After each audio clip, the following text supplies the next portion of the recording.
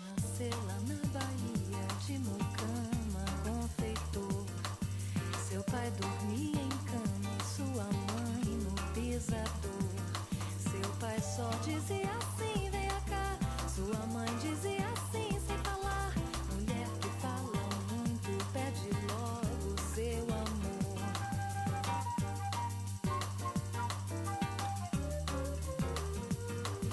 Deus fez primeiro o homem, a mulher nasceu depois. E é por isso que a mulher trabalha sempre pelos dois.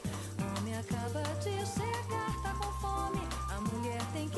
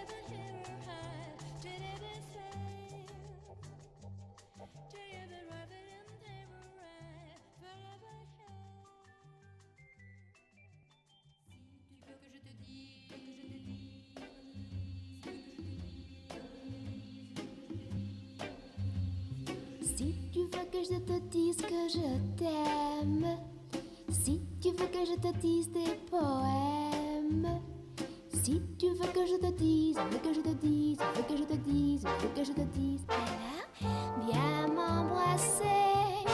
Si tu veux que je sois plus qu'une amie, qui pourrait n'être qu'à toi pour la vie. Si tu veux que je te dise, veux que je te dise, veux que je te dise, veux que je te dise, donne-moi un baiser. Tu me ferais le plus doux nid de tes deux bras, où je pourrais y cacher mes peines et mes joies, sans cette timidité qui te mine.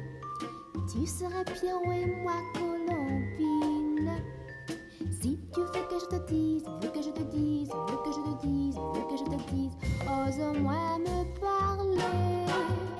Ce matin dans l'escalier, nos mains se sont frôlées et l'on s'est regardé.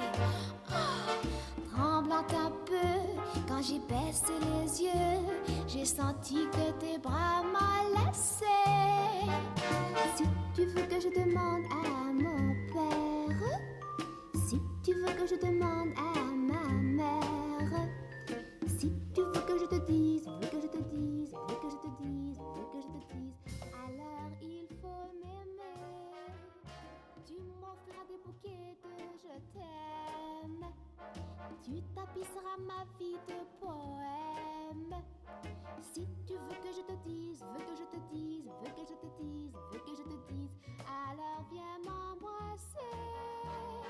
Si tu veux que je te dise, veux que je te dise, veux que je te dise, veux que je te dise, alors viens m'embrasser. What's up? Can people hear me? Hello, hello. Hello. Day 2. Now we gotta get back on our wellness shit. You know? So today, we're gonna take this giant ginger root and we're gonna cold press it. It's in my beautiful cold presser here. Let's get started. I'm gonna wash my hands.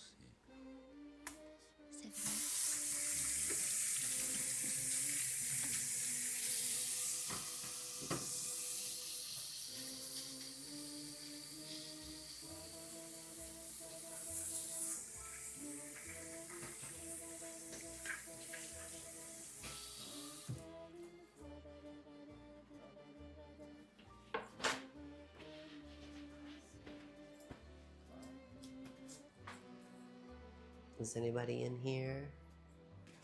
Who's in here? Anybody from last night?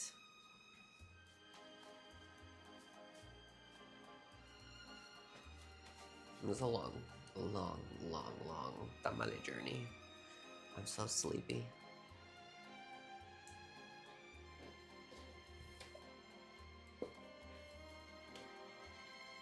Okay.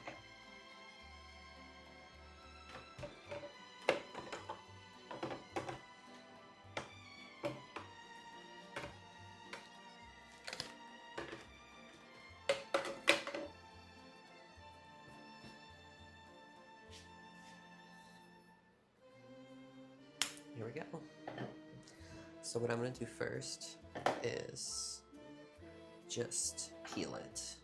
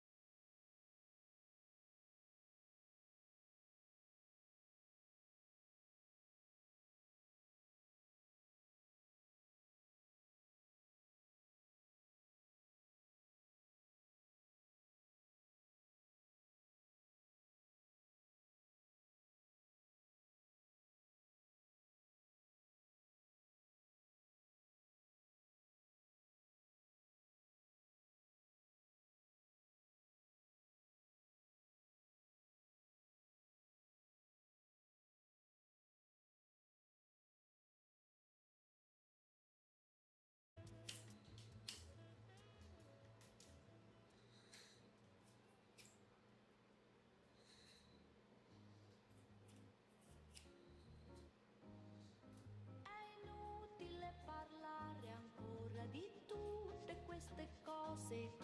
Ormai la nostra situazione non ha una via d'uscita, cerca un altro argomento di conversazione.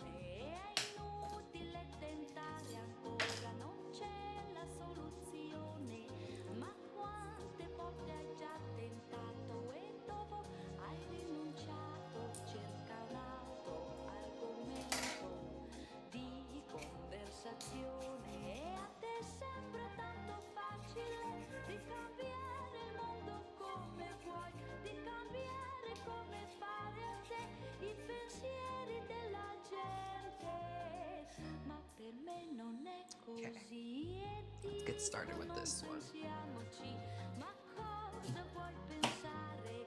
Ormai conviene più lasciare le cose come stanno. Cerca un altro argomento di conversazione e dici sempre che fra noi qualcosa è rimasto. Io dico che cos'è rimasto, mi dici. So this thing gets very loud, so apologies. Argomento di conversazione e a te sembra tanto facile di cambiare il mondo come vuoi, di cambiare come stare a te i pensieri della gente, ma per me non è così. È inutile parlare ancora di tutte queste cose. Se proprio si dovrà parlare, facciamo come dico io, cerca un altro argomento. Easy, just like that, you know?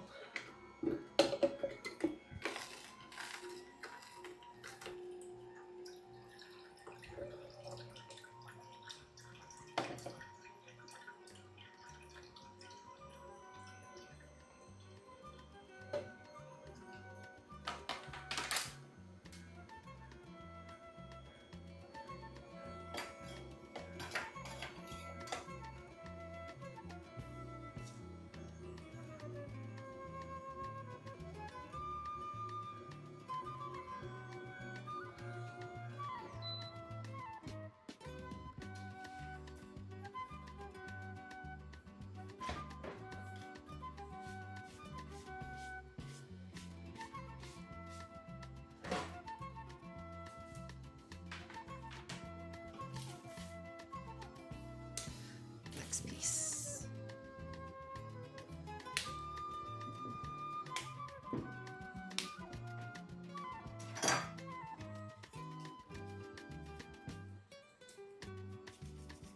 I still have all the dishes left from all the tamales, so I'm gonna do that too after I eat because I'm freaking starving and I have not ate all day.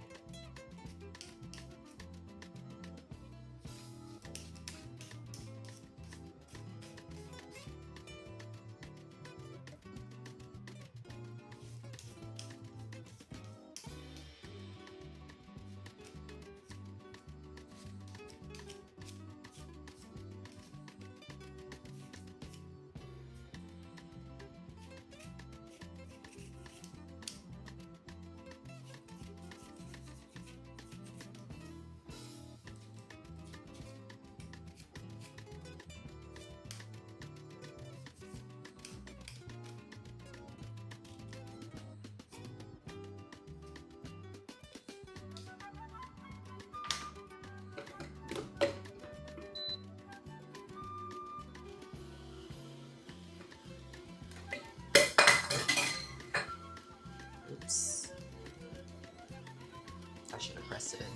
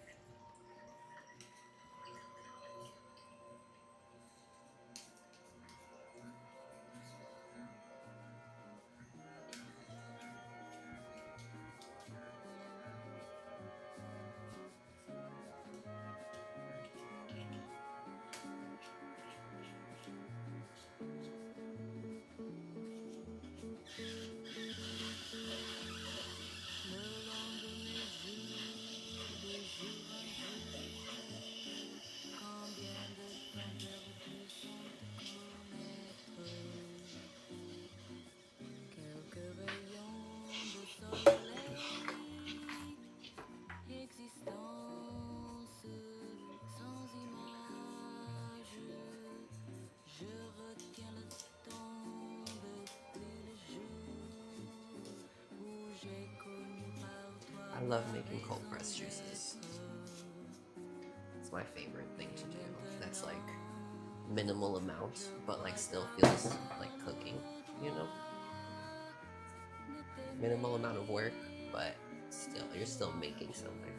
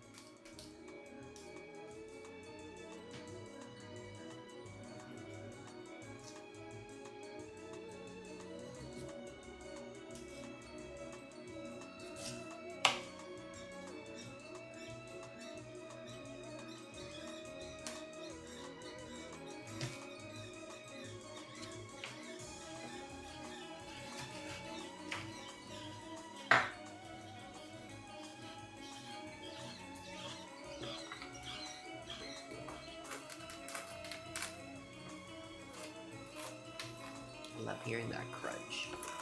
That crunch.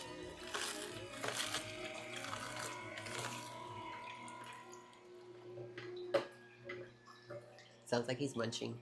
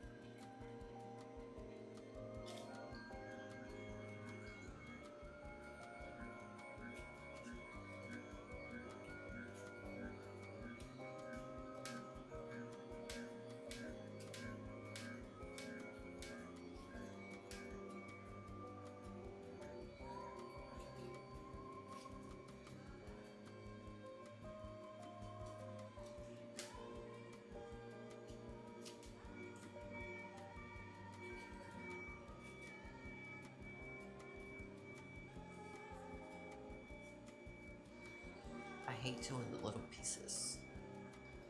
They're so hard.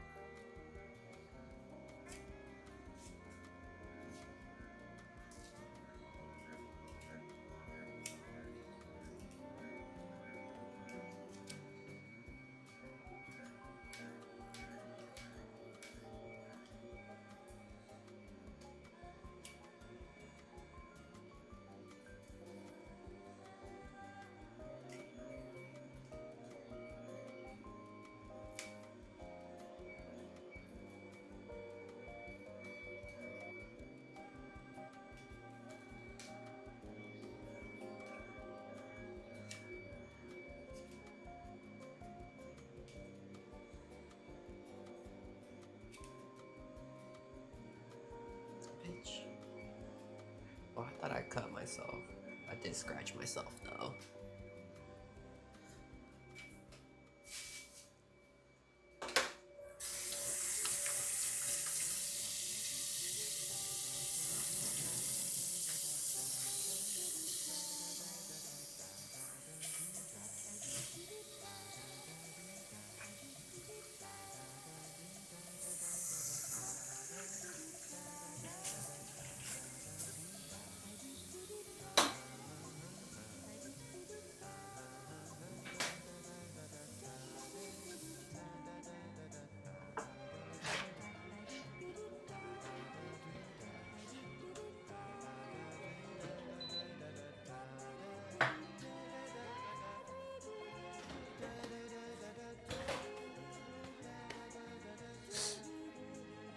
Okay, well, it's almost done at least. I'm gonna throw the other one out because I do not know what happened there.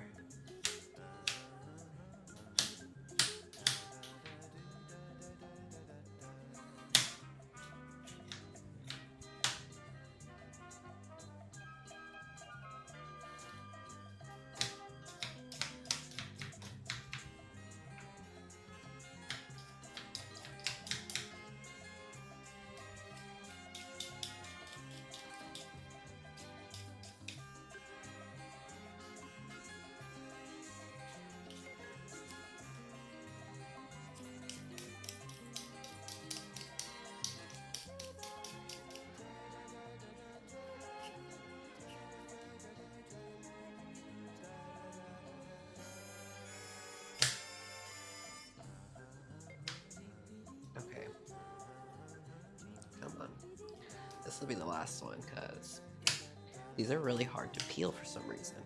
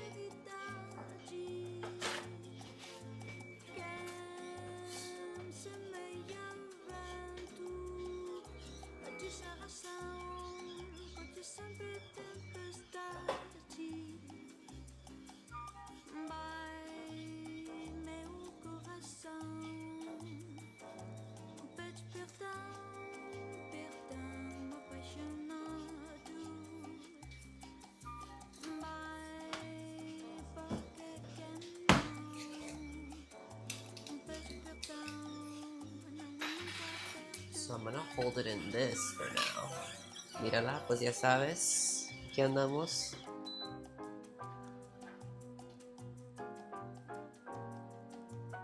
Beautiful fresh ginger juice.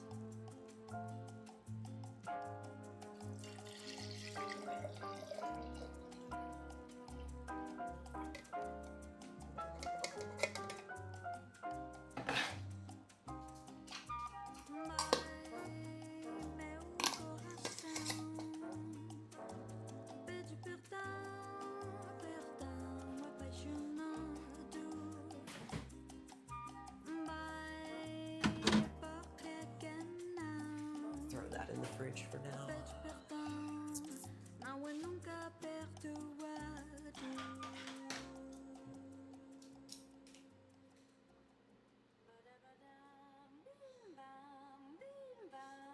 actually. I did just scratch myself, so I'm gonna put a band-aid over this before I do the limes, because I know it's gonna sting.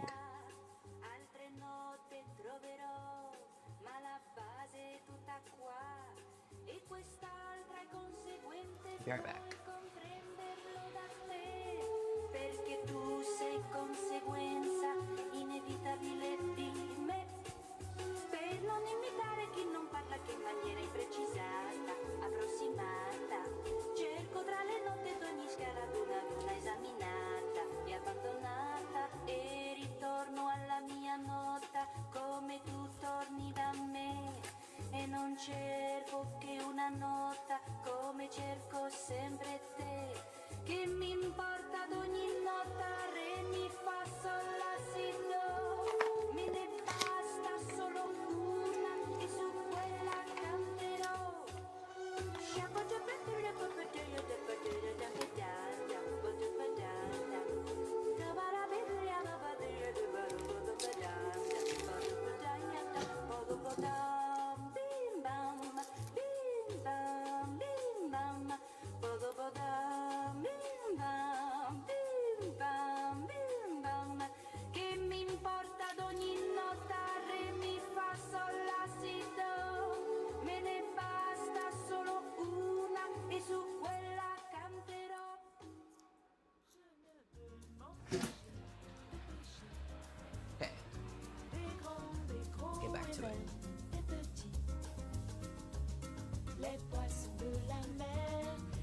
Should I turn the music down a little bit? I think it sounds fine. Je ne peux m'empêcher de tomber dans les filets épais de la nuit, en bout de travers, en avant, en arrière. Je ne peux m'empêcher de pécher. Je ne peux m'empêcher Much de faster. goûter à la vase, à la poisse, au vent salé, d'emprunter à la nage d'autres voies que suivre l'empreinte de tes pas, l'empreinte de tes pas. Je ne peux m'empêcher de craquer les fils d'or qui nous relient, et malgré mes grands airs, je me cramponne à toi comme à l'encre de fer, à l'encre de fer. Je ne peux m'empêcher de pêcher, des grands, des gros et même des petits, les poissons de la mer, les truites des rivières. Je ne peux m'empêcher de les pêcher. Je ne peux m'empêcher That looks so good. dans les filets épais. My mouth waters at the smell of limon.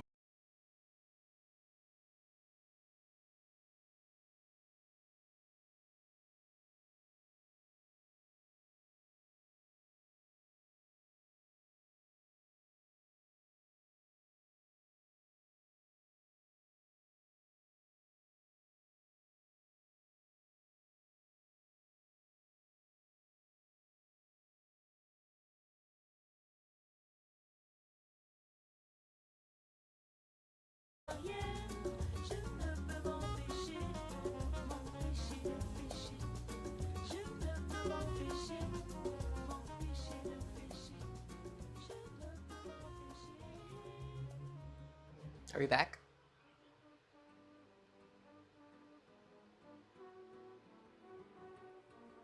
Yeah, we're back. Sorry about that. My computer crashed.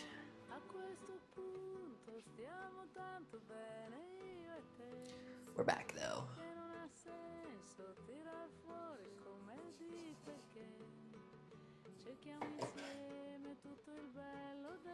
OBS has really been stressing my computer out completely. It literally, it just crashes all the time.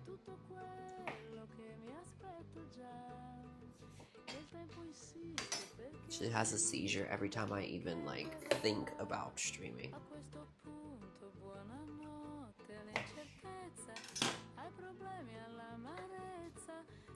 Yes, I'm back.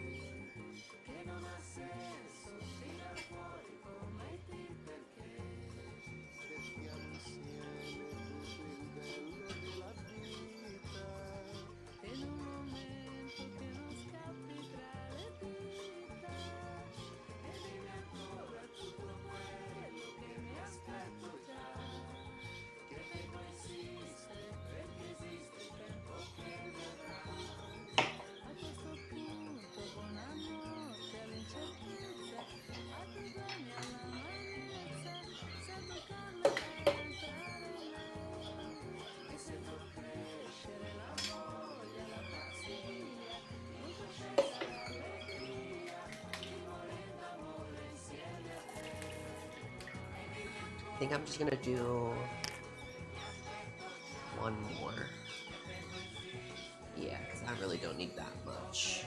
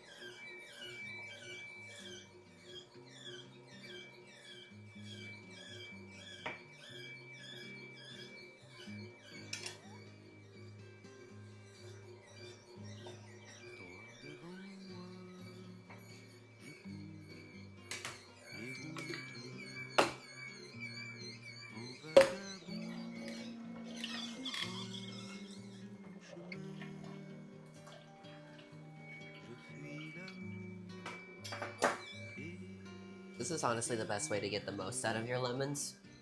I feel like when I squeeze lemons, like out of the lemon, I don't get as much juice out. So then that way, if you just like completely squeeze the essence and then just like keep it in a mason jar, much better way, in my opinion. It just takes more work.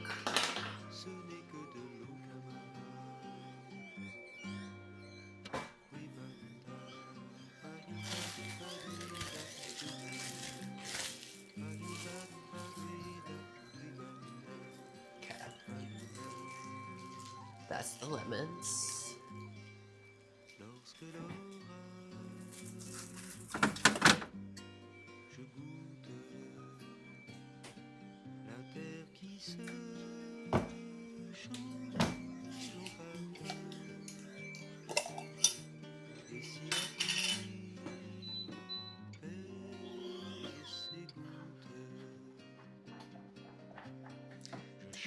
I could just drink this. Literally just straight up. Not even a shot. I could just drink the whole thing right now.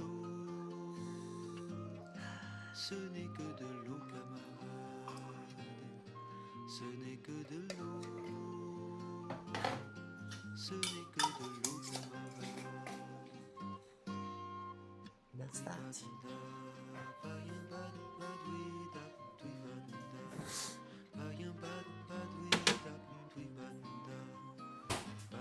Okay, so for the last one, raspberries don't make much juice, but I'm gonna also use the pulp. I'm gonna try something new.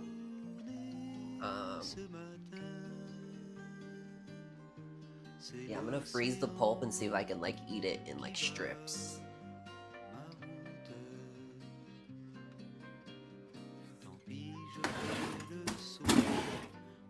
I wish I had a freeze dryer for real, because then I could freeze dry them.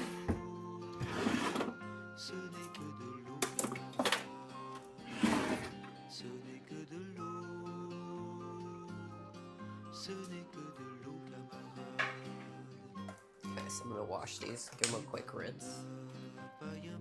How about you relax with that juice? I'm gonna literally chug it, dude.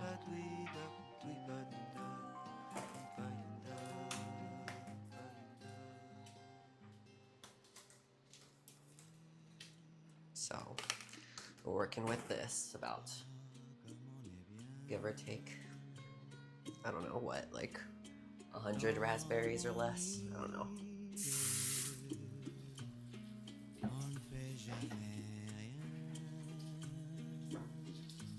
Wow. -1.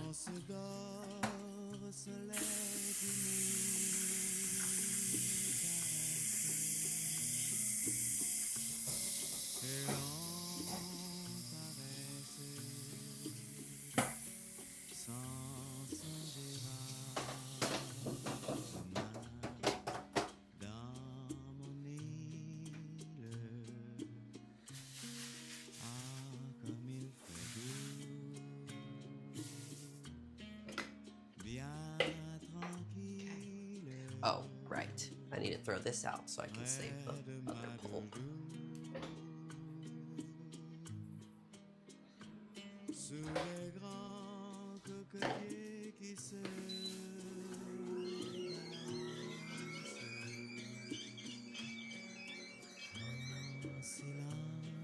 No, I thought I spilled it, or I dropped it. All good.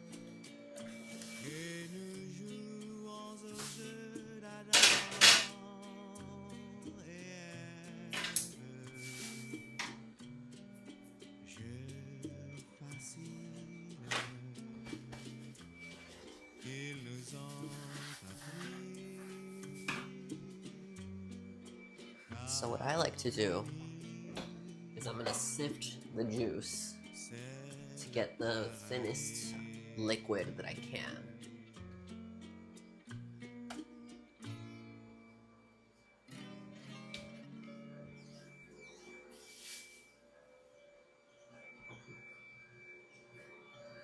And then the leftover is gonna go into the pulp.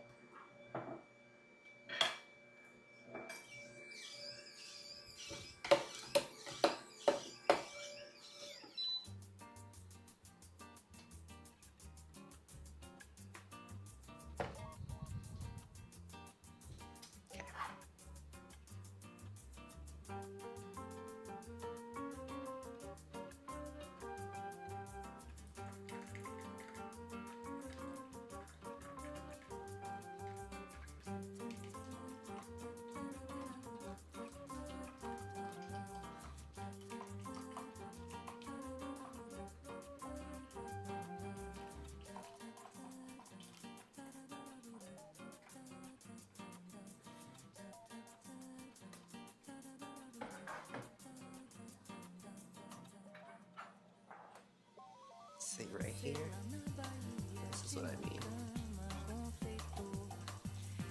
It's almost like jam.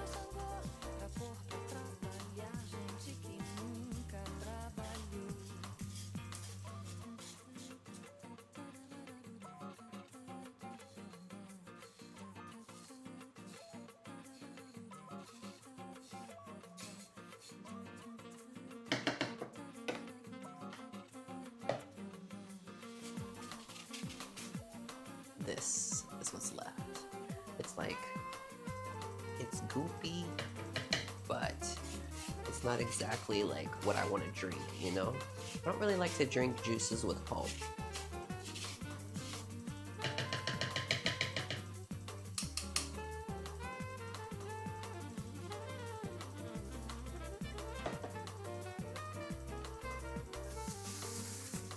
I think I'm going to do it again.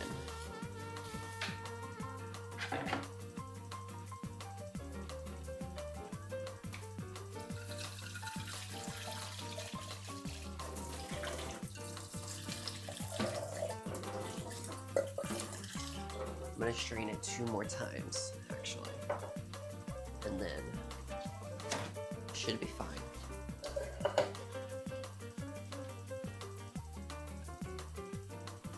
O rito acorda cedo e já começa a resingar. O povo acorda cedo e já começa a trabalhar. Vou pedir ao meu babalorixá pra fazer uma oração pra Xangô, pra pôr pra trabalhar gente que nunca trabalhou. Pra pôr pra trabalhar gente que nunca trabalhou. Wash this out.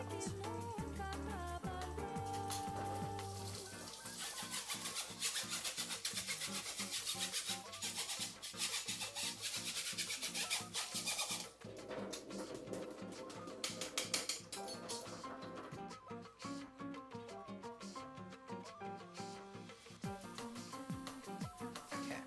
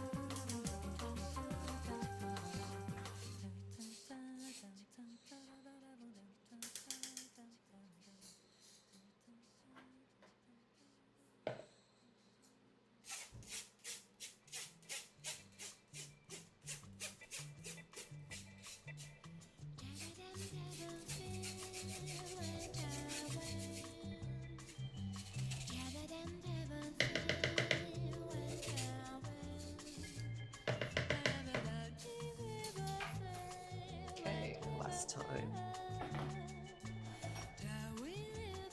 I'm just gonna run some water through this again.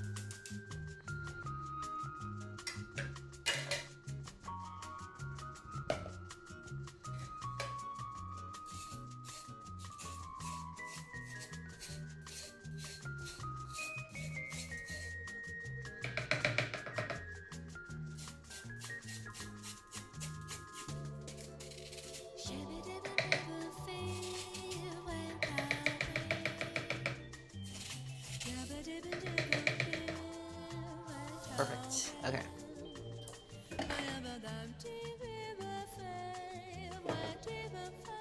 This is what we're left with.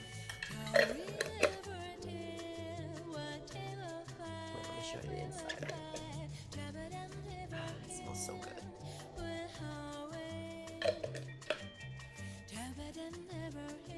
Okay, let's make a juice. Well, I'm gonna portion out the ginger shots first.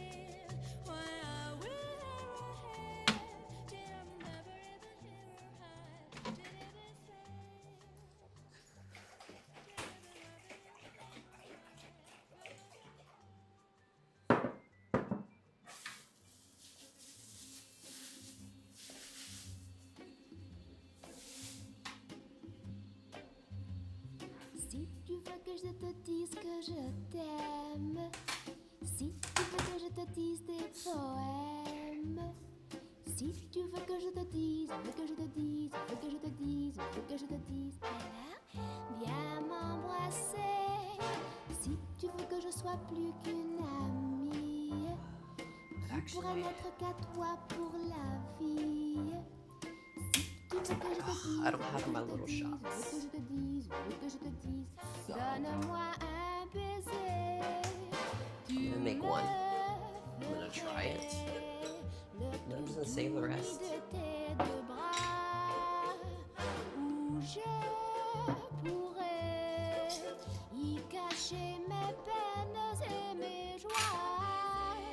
Sans cette timidité qui te mine, tu serais Pierrot et moi Colombine. So this is how I'm gonna make my ginger shots today. Start off with the ginger, of course. And then I'm gonna put some of the lemon.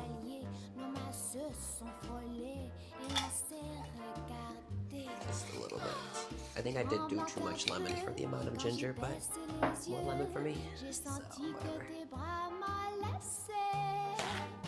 Si tu veux que je demande à mon père, si tu veux que je demande à ma mère, si tu veux I don't have peppercorns, but I am gonna add pepper. Just regular pepper. Tu m'offriras des bouquets de je t'aime, tu tapisseras ma vie de poèmes. Si tu veux que je te dise, veux que je te dise, veux que je te dise, veux que je te dise, alors viens m'embrasser. Just a little bit. Even though I'd rather like grind the peppercorn, it tastes better. I don't know, I think it tastes better, even if I'm just delusional, but whatever. And then apple cider vinegar, just a little bit. A little bit more. There. This thing is gonna be deadly. I can just tell. André, donne-moi ta main. Écoute le vent et la mer. Je me sens bien. Je t'aime. That smokes. Viens près de moi. Je t'aime aussi. C'est vrai? I think I put too much ginger. I'm gonna dilute it with some water. Not too much.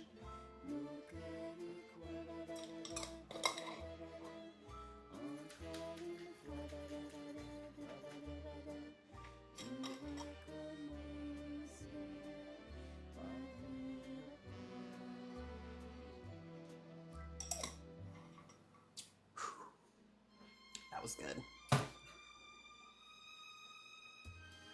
Ahora sí, pinches tamales.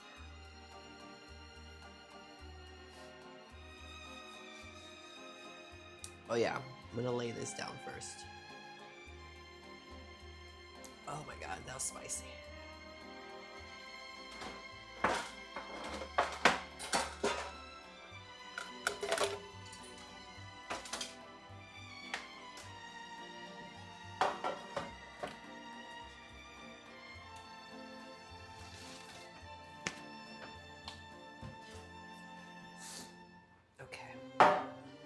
So I'm just gonna do this in a baking dish because I don't have anything else. I have a pan, but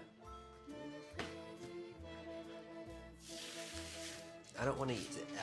It's not enough for me to use something that's like as big as a pan.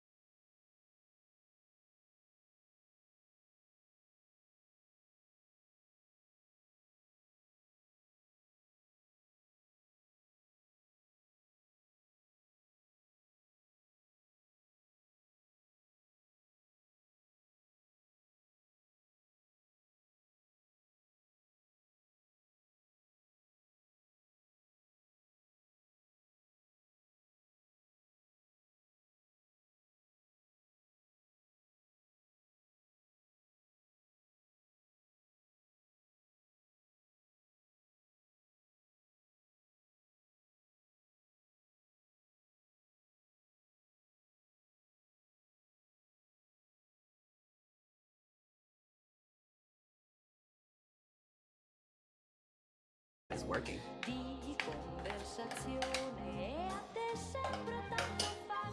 It's doing its job.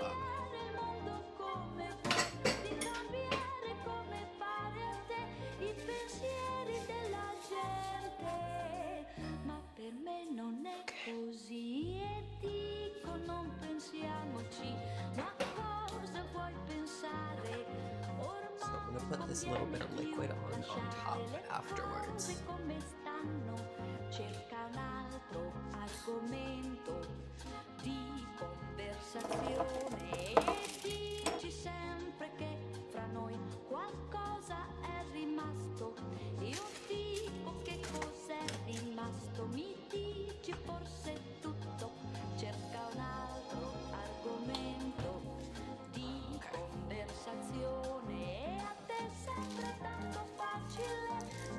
Literally, just press it down. Ooh, there's a little bit of lemon in there too.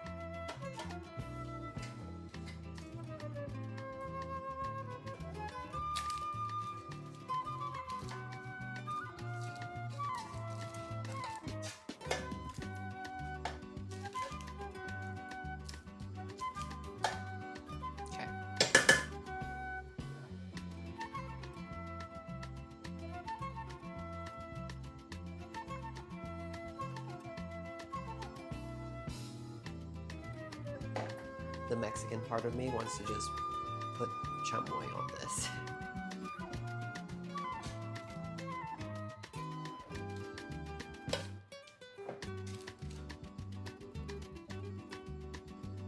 My ancestors are in my ear like, put some tahini in it.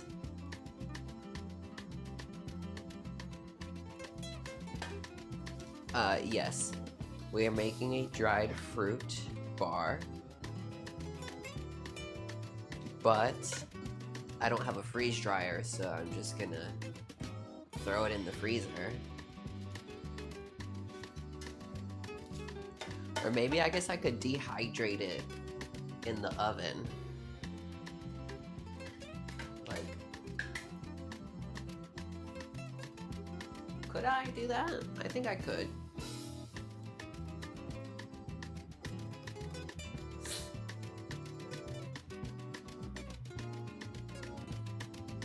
I don't know what to do. Okay, so should I throw it in the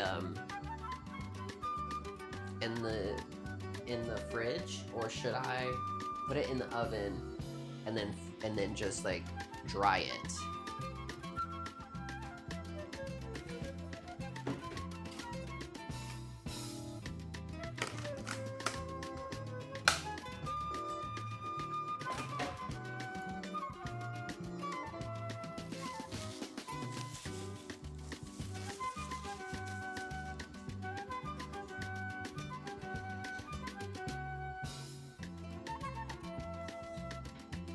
Air fryer. Would that work?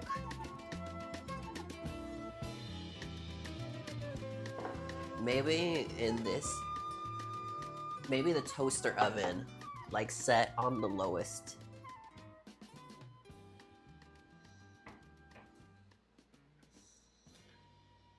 Let's try that. I'm gonna do toaster oven.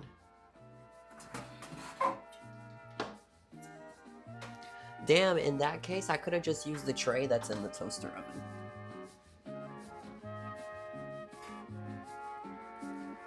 Here, I'm gonna try to transplant it.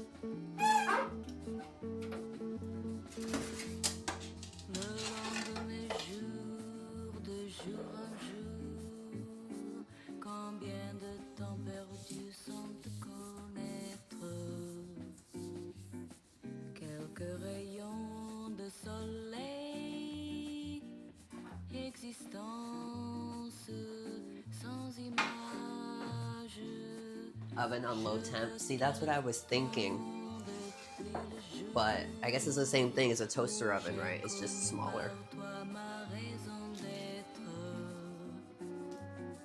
Et maintenant, je crois avoir le droit de t'aimer de jour en jour, mon amour, de plus en plus.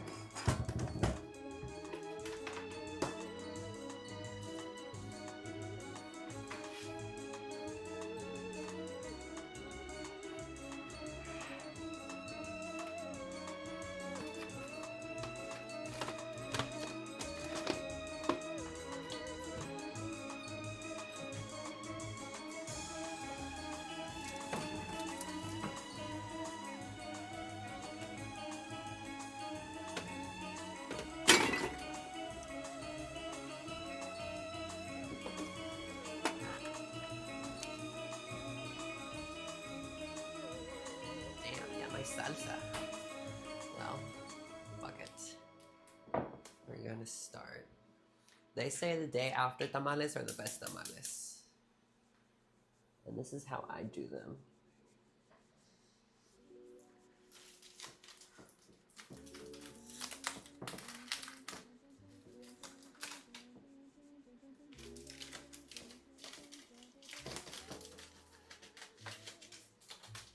Let's take a look at that beauty. Beautiful. Hermosísimos. I'm gonna make a juice while I cook the tamales.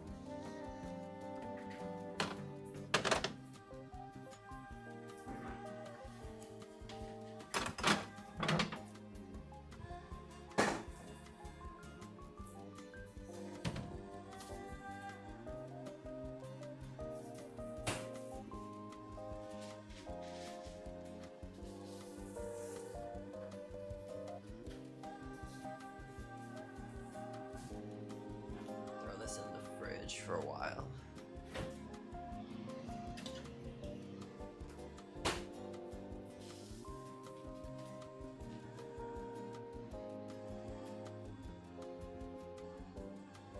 See you later. Have fun at work.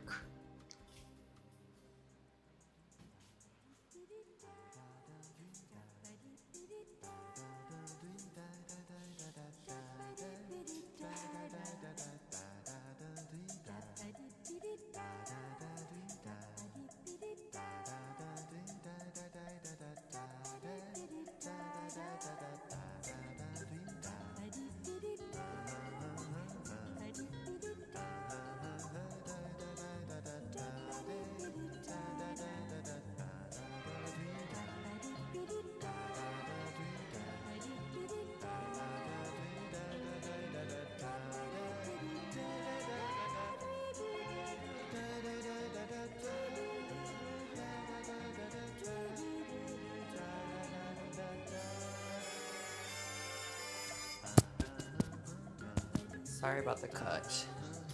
We're back now.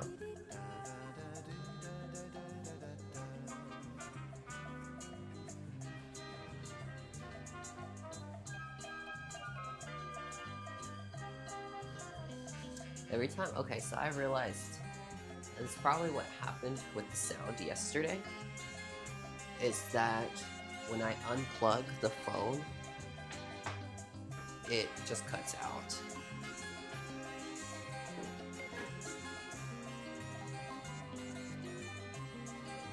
Okay, let's check on the tamalitos.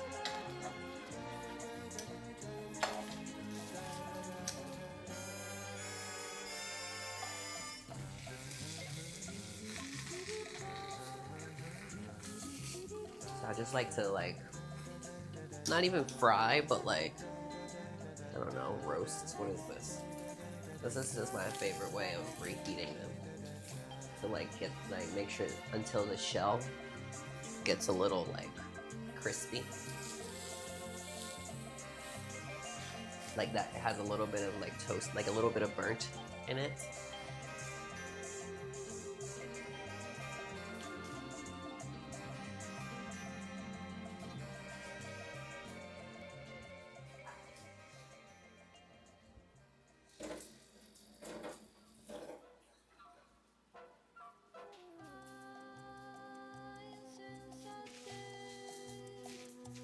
Let's just listen to that sizzle for a second.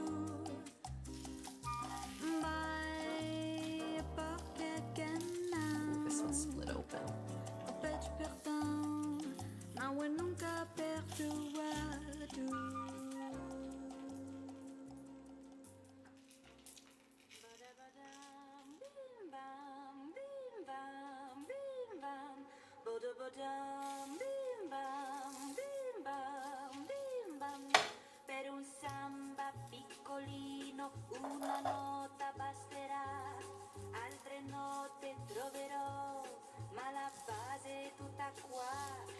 E quest'altra è conseguente, puoi comprenderlo da te, perché tu sei conseguenza inevitabile di me. Per non imitare chi non parla che in maniera imprecisata, approssimata, cerco tra le note d'ogni scaratura una esaminata e abbandonata, e ritorno alla mia nota come tu torni da me. E non cerco che una nota come cerco sempre te. Che mi importa d'ogni nota, re, mi, fa, sol, la, si, do. Oh no. Me ne basta solo una e su quella canterò.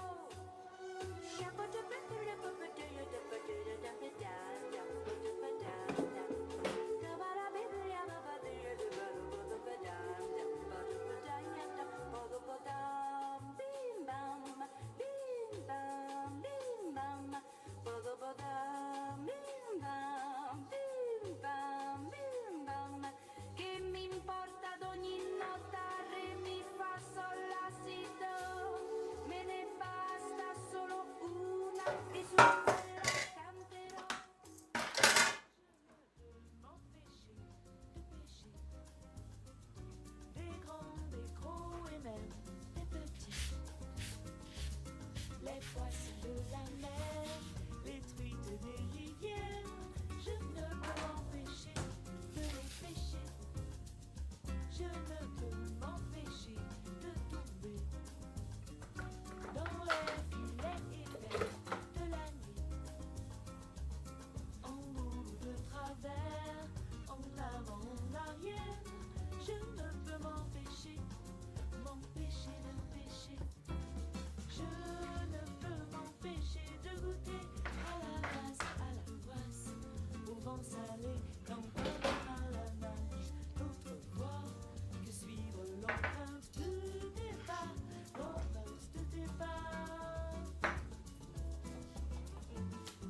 Je ne peux m'empêcher de craquer les fils d'or qui nous relient, et malgré mes grands airs, je me cramponne à toi comme à l'encre de fer, à l'encre de fer.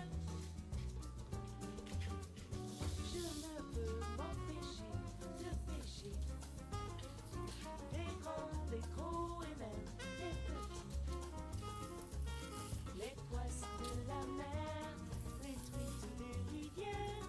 Je ne peux m'empêcher de les pêcher. Je ne peux m'empêcher de tomber dans les filets épais de la nuit, en haut, de travers, en avant, en arrière. Je ne peux m'empêcher de pêcher. Je tombe tout au fond d'un puits, j'en ressors couvert d'orties. Je secoue la tête follement étourdie. Et pardon, mille et une gouttes de pluie, des gouttes de pluie. La nuit, je ramasse des coquillages, je m'ébase à ton rivage, et l'aube carcelle dans ce vrai ruisseau que mon corps trouve. Enfin le repos, trouve enfin le repos. Car je ne peux m'empêcher de pêcher, des grands, des gros et même des petits, les poissons de la mer, les truites des rivières. I hate to do it, but we're gonna do a little bit of salsa on it. Non, je ne peux m'empêcher de tomber dans les I wanted a regular, like home cooked salsa, but I forgot, or I didn't realize that we ran out yesterday.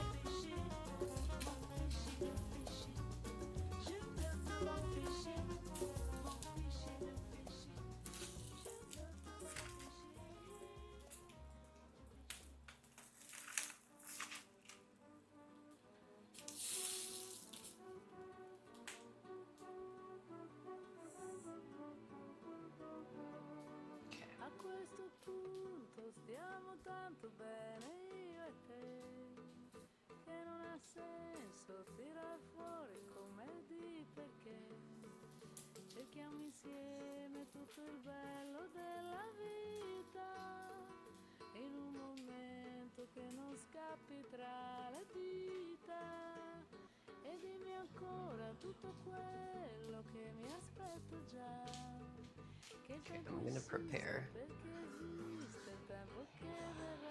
I'm gonna watch some videos while I eat, so I'm gonna prepare the desk. Hai problemi all'amarezza, sento il carnevale entrare in me e sento crescere la voglia, la pazzia, l'incoscienza, l'allegria di morir d'amore insieme a te. A questo punto stiamo tanto bene io e te, che non ha senso tirar fuori commenti perché cerchiamo insieme tutto il bello della vita, in un momento che non scappi tra le dita, e dimmi ancora tutto quello che mi aspetto già, che il tempo insiste perché esiste il tempo che verrà. A questo punto buonanotte all'incertezza, ai problemi all'amarezza, sento il carnevale entrare in me, sento crescere la voglia, la pazzia, l'incoscienza, l'allegria di morir d'amore insieme a te. E dimmi ancora tutto quello che mi aspetto già, che il tempo insiste perché esiste il tempo che verrà. A questo punto buonanotte all'incertezza, ai problemi all'amarezza, sento il carnevale entrare in me, che sento crescere la voglia, la pazzia, l'incoscienza, l'allegria di morir d'amore insieme a te, che sento crescere la voglia, la pazzia, l'incoscienza, l'allegria di morir d'amore insieme a te.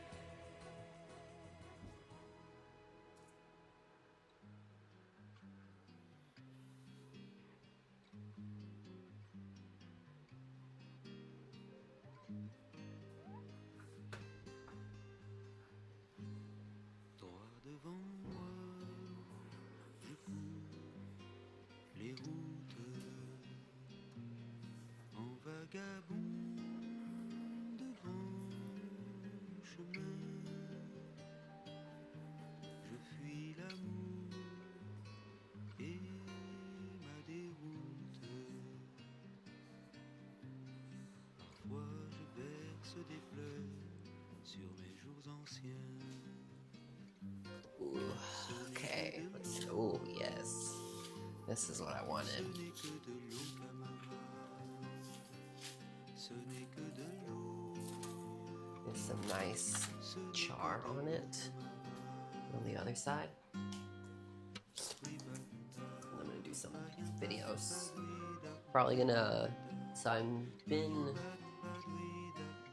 What's it called? I've been testing my sewing machine, so I'm gonna do that too. I gotta wash all these dishes. That's gonna suck. La terre qui se change en parfum. Et si la pluie pèse ses gouttes,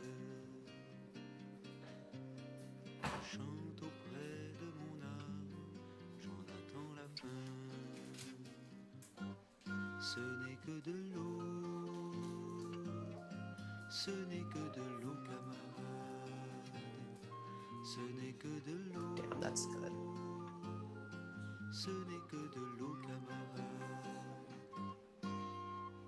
Twibanda, payamba, badwida, twibanda. Payamba, badwida, twibanda. Payanda. Alright, I can't wait. Let's go. Quand un obstacle me déroute, je le ce matin, c'est l'océan qui bat ma route. Tant pis, je vais le sauter pour aller plus loin. Ce n'est que de l'eau, ce n'est que de l'eau, camarade. Ce n'est que de l'eau, ce n'est que de l'eau, camarade. Twibanda, payamba, padwida, twibanda, payamba, padwida, twibanda, payanda,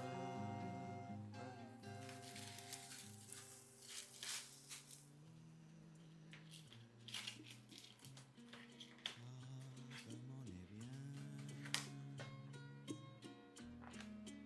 dans mon île,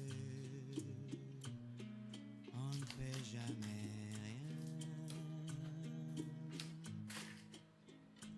On se dort au soleil qui nous caresse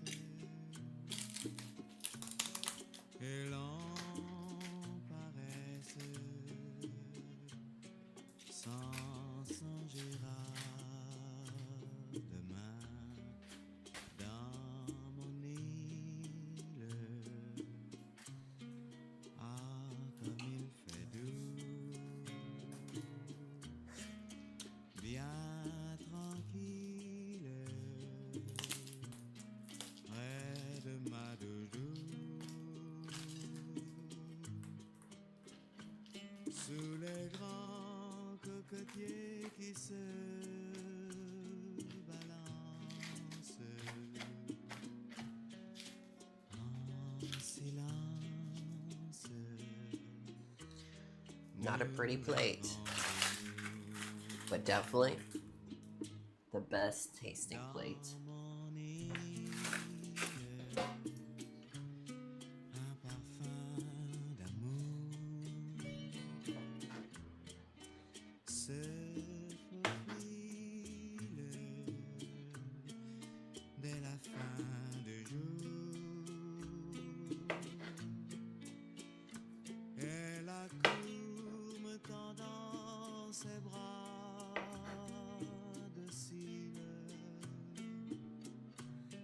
douce et fragile, dans ses plus beaux atours. So there you have it. Ses brillent It's a lily. I always love the smell of toasted elote leaf on the recalentado. I know, right?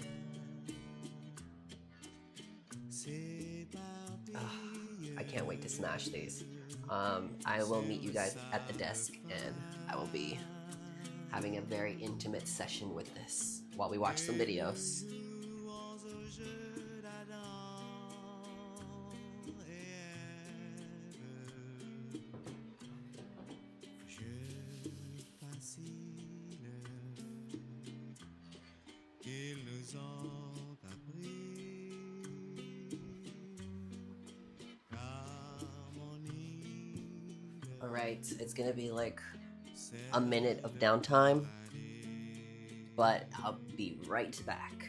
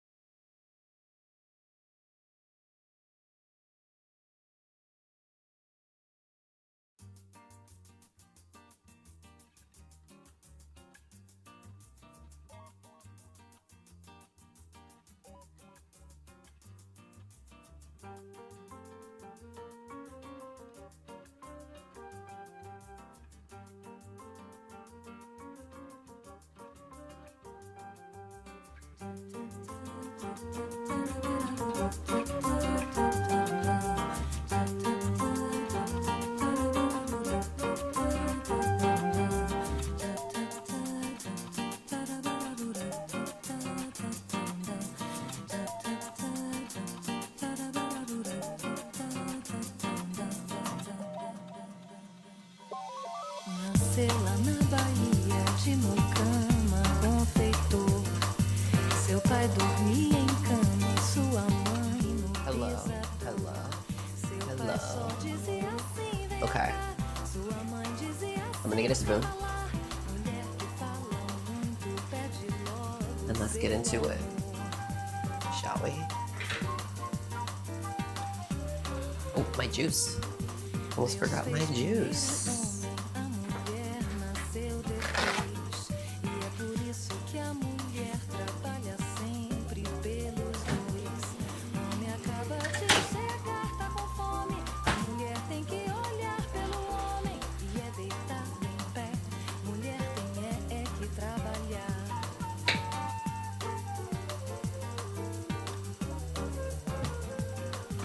O rico acorda tarde, já começa a resingar. O pobre acorda cedo e já começa a trabalhar. Vou pedir ao meu babalorixá pra fazer uma oração pro Xangô, pra pôr pra trabalhar gente que nunca trabalhou. And this is the wonderful meal we are blessed with having today. You ready? Here we go. Look at that. Just take that all in. Ooh, the juice. Tamalitos.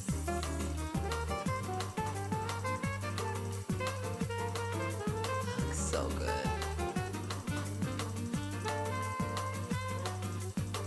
What's the drink? So the drink is something that I made just now, along with pomegranate juice that I bought. But I also, cold pressed ginger, lemon, and raspberries today. And I mixed it into the pomegranate juice with a little bit of apple cider vinegar. And what was the other thing? Oh, like a shot of grapefruit juice. And that's what we're eating today. What are we watching today? Let's see.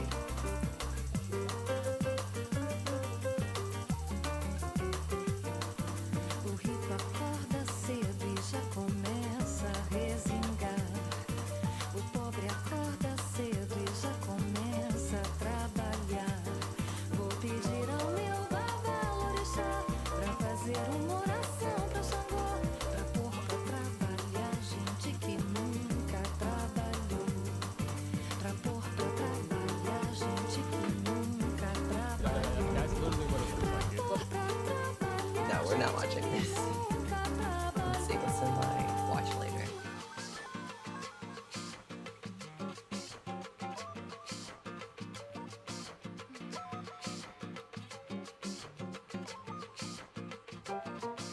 Oh, my headphone's dying. I'm gonna get another one.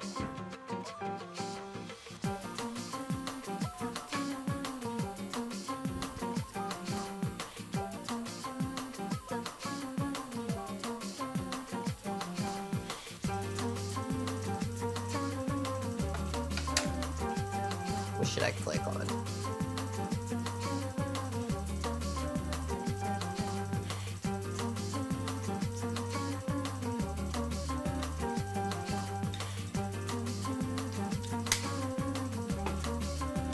Let's see.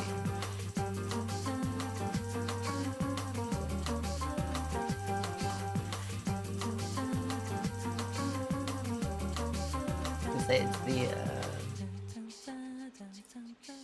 hang on. The ramen vid is kind of interesting. It's a different vid of the same concept. Let's watch it. Let's find out.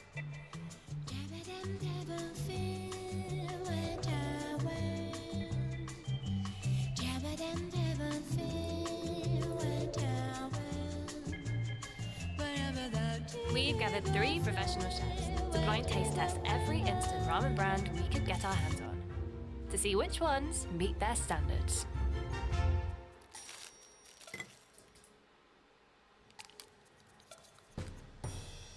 Nissan Top Ramen Chicken Flavor. It looks a little bland. Maybe American version of an instant noodle. Too yellow for me, I think. What I look for in a great bowl of ramen, first of all, is the noodle texture. I want my noodles to be very bouncy. Supposed to be not so soft. So ramen noodle made from high protein flour, also little alkaline water. It enhances the pH level. It strengthens the gluten structure of the dough, and that makes it chewy, bouncy, and firm in the hot broth. For instant ramen broth, I'm looking for natural, deep flavor.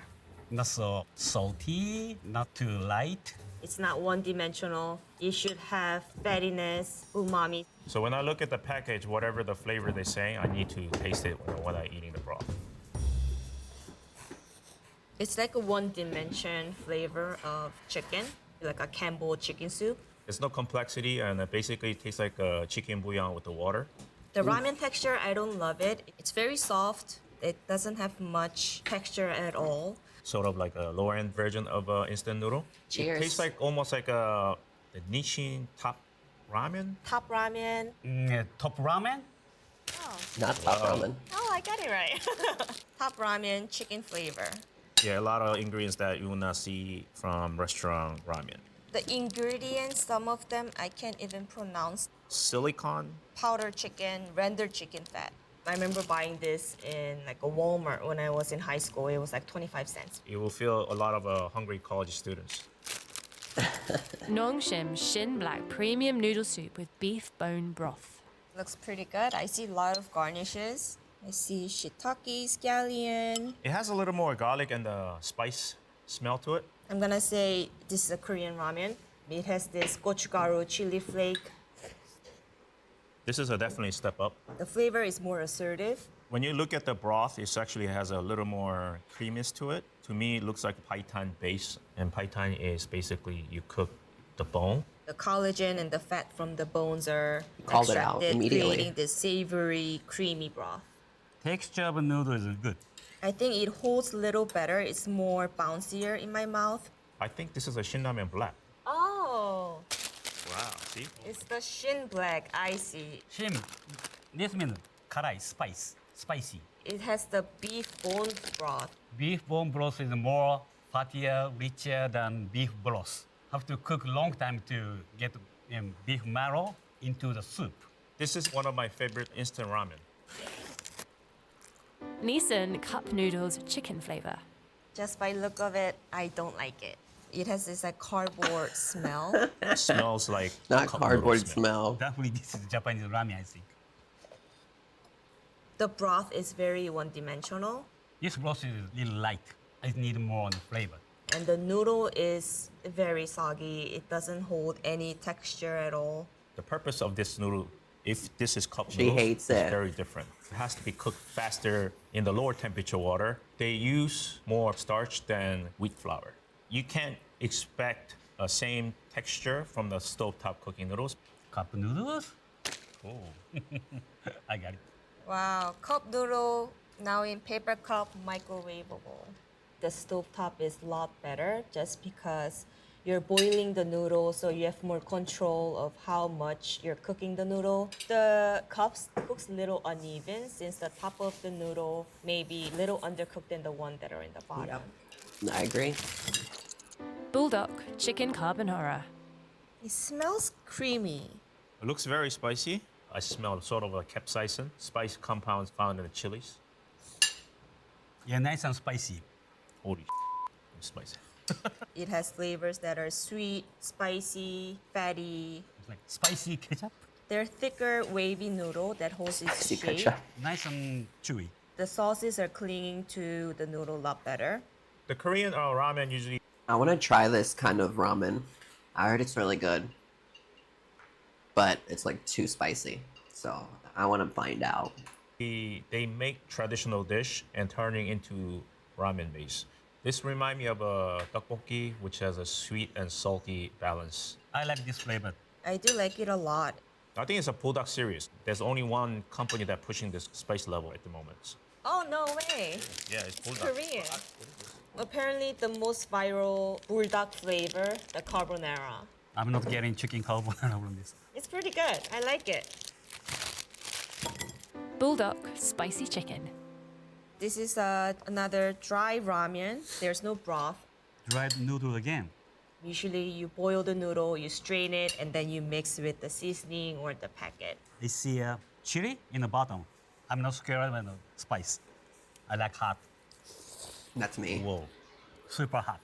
Noodle textures perfect. Still bouncy and holds its shape. Noodle texture is good, but I prefer the square, thicker one. Better noodle to sauce ratio. Very chili flake forward with hint of chicken flavor to it. I taste a lot more MSG in this one. This too much spicy, but can't stop. MSG makes addict. I think this bowl of ramen is the bulldog original flavor. This has to be Korean. Japanese stuff is not so spicy. Yeah, see? Same company. He called it out on the Korean. Stir-fried, artificial spicy chicken flavor ramen. I could not identify the chicken flavor.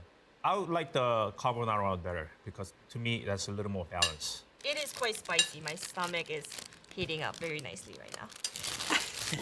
Maruchan ramen noodle soup, chicken Oh flavor. God. Scared to try it because there's no garnish, just this yellow broth and the noodle. Yeah, it looks very bland. Very similar to top ramen. This is like the same caliber as the top ramen. Ramen I've have to had be the eaten spice, right away. the spicy Right away. chicken one before. It's so spicy just to be Has a spicy. little more Wait, hang on. complexity. What'd you say? I've had the spicy chicken one once. It's so spicy just to be spicy, but it's yummy. I gotta get that. I'm already convinced. Just off the fact that, like, they didn't seem to have too crazy negative reviews on it. But they said it was too spicy. That means it's probably spicy enough for me. Compared to the top ramen. It actually has a little more richer chicken flavor. Yeah, this is nice, the wavy noodles, good texture. So the wavy noodles are steamed, piped into a disc or square, and it gets deep fried to take out the moisture for longer shelf life. It creates all these small pores into the noodle. So when you pour the hot broth to it, it cooks faster too. And when I slurped it, soup actually clings to the noodles better. I'm gonna guess chicken flavor Maruchan Okay, the other brand, Maruchan. contains powdered. She's so cooked chicken. good. I don't know if that's different than just regular powdered chicken. Powder chicken is a dehydrated chicken, crushed to the powder. That means easy to rehydrate with hot water. So it gives a chicken flavor. Pretty surprisingly not bad. Trader Joe's miso ramen soup. We got the first ramen that is not wavy. Now I'm seeing straight noodles. Straight noodles are supposed to be more denser and chewier compared to the wavy ones. You see these noodles are more thinner and also the color is a little more whiter. It means it's less alkaline contents in there. This is interesting. Smells like a little bit of miso. Not Japanese. It tastes healthy in a not good way. This is pretty bad. The flavor is very, in a good way, That's delicate, not a good thing. possibly vegetarian. You can taste a little bit hints of miso, but it wasn't deep enough. The texture of the noodle is not good at all. It almost breaks in my mouth when I put them in. Each noodle is stick together. I'm wondering if the noodle contains different starch. I don't know. I never tried an American ramen, but could be American. I wouldn't try it again. Oh, no way. Trader Joe's miso ramen soup. Trader Joe. Oh, it is vegan. That's It see, they tastes called vegan. it. I was like, I feel So like in it's Japan, we have vegan. many type of noodle soup. Ramen, udon, soba. So if you want a vegan, make a vegan noodle soup. Don't call it ramen. This one really shocked me. Ichiran take home Coming after the ramen kits. vegans. Another straight noodle. Look like a python base. The color of the soup looks like tonkotsu ramen. Tonkotsu ramen is a pork ramen. It's like a cloudy, like this color. This one is very flavorful. I like this a lot. Very complex, Yeah, it very does look deep. good. Finally, I get fat. I like this. Maybe it's tonkatsu. Don basically is a pork and kotsu is the bone.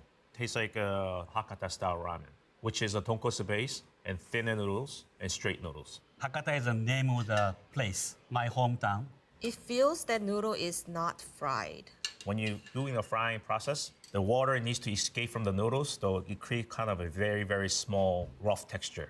It has this silkiness. I'm guessing maybe it's air dried. It has a little of a al dente texture in the middle. The closest one I can guess is like maybe the Ichiran ramen. Reminds me of Ichiran. She got it.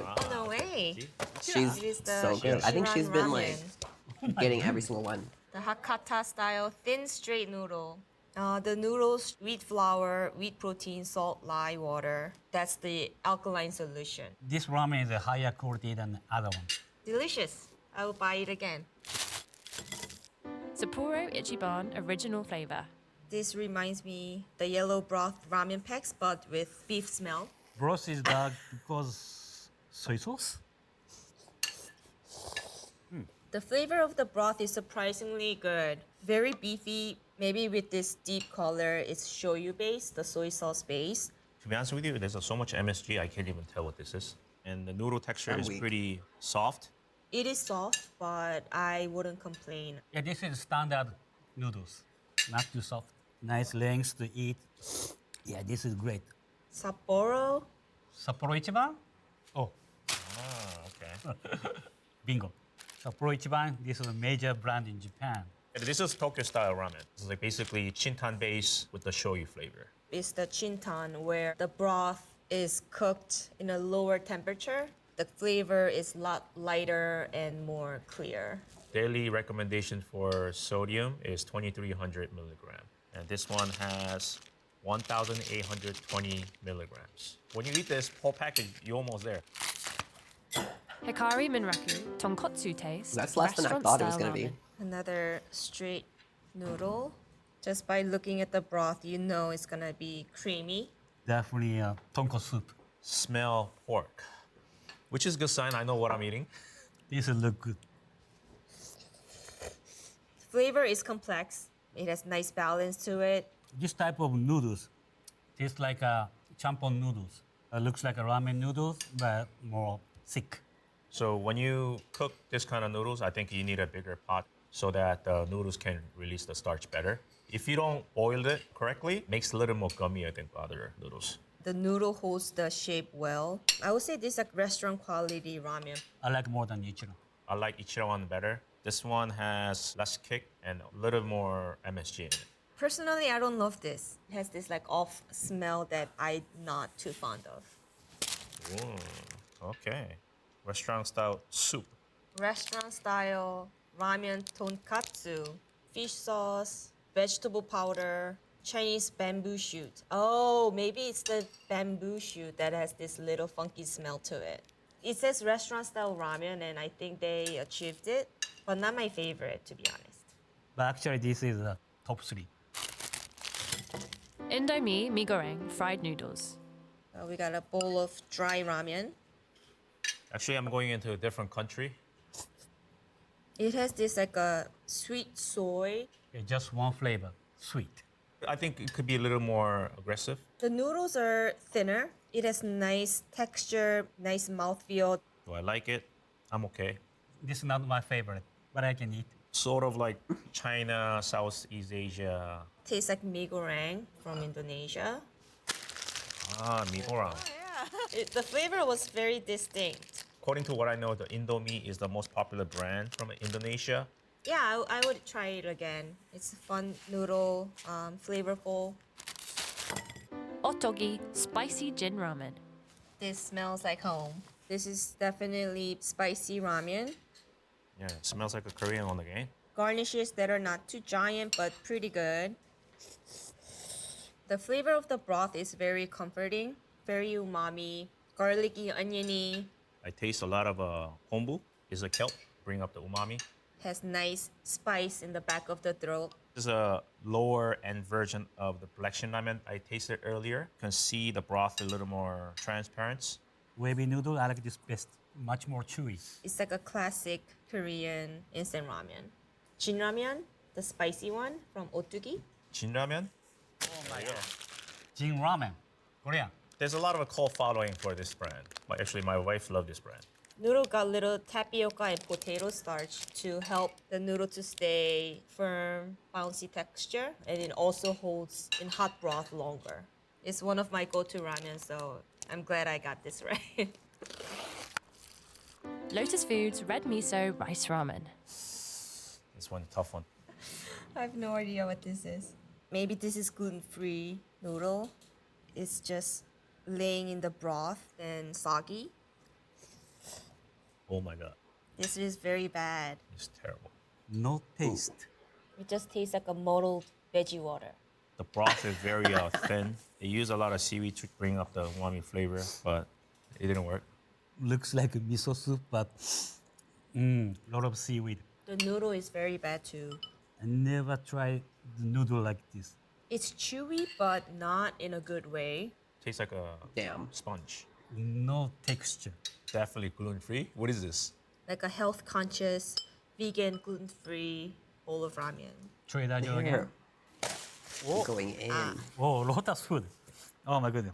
Red miso, tamari. Noodle made with organic brown rice. So it is on the healthier side, but I wouldn't recommend to my worst enemy. Very bad. Mama pork flavor instant noodles. This broth also got this very distinct smell. Not Japan, more South Asian country, I think. Man, this is pretty bad too. Little cardboardy flavor, It's very bland. There's no depth. has a lot of artificial flavor as well. Flavor is okay for me, but need more stronger. But texture of the noodles remind me of a cup noodles, but it came in the bowl, so I have a higher expectation. It's already very soft and soggy. No way. Mama pork flavor. Hi. I've never tasted this brand before. I wasn't a fan of it. This is not what I expected from Mama. Maggie 2-minute masala noodles. I smell curry. It's less brothy. The noodles are thinner. I get distinct curry flavor. It's very savory, nicely balanced. Noodle texture is soft, too soft. It looks more white. I think they put less alkaline, because if you put more alkaline, the noodles become more yellowish. That's one of the reasons why maybe I don't get a chewy texture. No Japanese. Maggi masala. It's pretty good. I'm very surprised that it's very well balanced. It is okay, I like it, but not much. But I eat it. Momofuku spicy soy noodles. Yeah, smell soy sauce. Maybe hints of sesame oil. Fun looking noodle. It's like flat and wiggly. We call it mazemen. Mazeru means mixed. Sauce on the bottom. It's very savory and umami. So weak. I don't know what it is. Flavor-wise, I don't know what this flavor is. Tastes nothing. Noodle actually was better than sauce itself. It's a nice Damn. texture. It has the smoother texture. Perhaps it's air dried. Wavy flat noodles. It's not a common, but it's good. I used to work at Momofuku. It just brings me back the memory of this ramen shape that's very unique. Oh my god. Oh, momofuku? Hello, old friend. Spicy soy. This ingredient is very shorter than any other product. I know it's good or bad, but no good for taste. I've been really want to try this noodle for a very long time, but actually finally to able to taste it. So thank you. Let's see which ramen brands our chefs like the most. My favorite ramen that I tried today, the Ichiran tonkatsu ramen. Ichiran was my favorite one. It had the silky noodle and savory creamy broth with the chilies. One of my favorite today is Sapporo Ichiban. I've been eating for a long time. It's flavorful. Texture of the noodle is great. I really enjoy the Jinramen spicy one by Otogi. With spice, savoriness, brought me a lot of nostalgia. My other favorite was Nongshim Shinramen Black. That reminded me of like very traditional Korean ramen with a richness in the broth and higher quality garnish. Instant ramen is more than a convenient food. It's a nostalgia food. If the science keep developing, I think one day instant ramen could be good as restaurant quality ramen. Some good one or some bad ones. Just have to pick the right ones that you can enjoy. Okay. So I have to wash dishes. So we're gonna put on a long video. and I won't keep the camera on, but I'll have chat open and I'll have like the microphone so I can respond. But let's watch some videos while I get that done. I smashed this freaking meal. It feels too late already.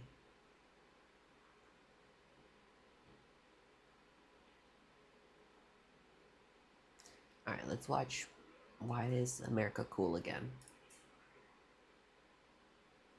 Howdy. I love it, Mina Lee. Howdy, my name is Mina Lei, and if you're new here on this channel, we talk about cultural commentary, media analysis, fashion history, all that fun, good stuff.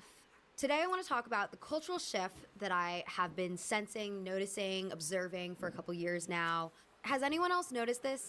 The influx of cultural references from America's Midwest and suburbia as of recent. I'm not just talking about like TikTok, Gen Alpha, Brain Rot, Ohio Rizzler type of stuff, though, you know, if you have no idea what that is, feel blessed. I'm a Sigma and I risk too hard cause you know it's Ohio anyway. I just think that there's been, for some reason, an emphasis on the Midwest. For those of you who watch me who don't live in America, you might be saying, Mina, America has always been culturally very dominant. What are you talking about? Nothing's new. But I raise you that it's usually the city cultures of New York and Los Angeles that get exported out. Brendan Holder pointed out this phenomenon in an essay he wrote on Substack a few months ago that I really loved. He writes, when I travel, I notice how folks from New York and LA are quick to tell you that they are from those particular cities rather than America, the country, as if their habitation of a coastal city protects them from the perceived stain of America. And maybe it does. But what is worth remarking on is the pride in the current mainstream from other regions of America, regions that have not been historically blue. Yeah, over the last few years, there has been a significant rise in country music, as well as rural and suburban aesthetics in fashion, including workwear and camo. And none of this is entirely new. We'll get all into the history because I know you love that. For the last couple of years, America was not very popular, or at least like the American countryside of it all was not very popular. I went to school in Canada and in Australia. I went to college there. So basically for like 4 years, I wasn't really integrated in American society. And just even like noticing the way that people would talk about America in these countries, it was always like, ew, America, but also like combined with like a sense of awe, but like mostly like the question was, what is happening in your country? And it was kind of embarrassing to say that I was from America. Let's not do any more questions. Let's just listen to music. Let's make it into a music. That's right. And I feel like even for people, my friends who stayed in America during that time, it was embarrassing for them to admit that they were American too. But now I feel like there's a lot of American pride going on, and I want to explore the question, what is going on that's propelling this cultural shift? Let's get into it.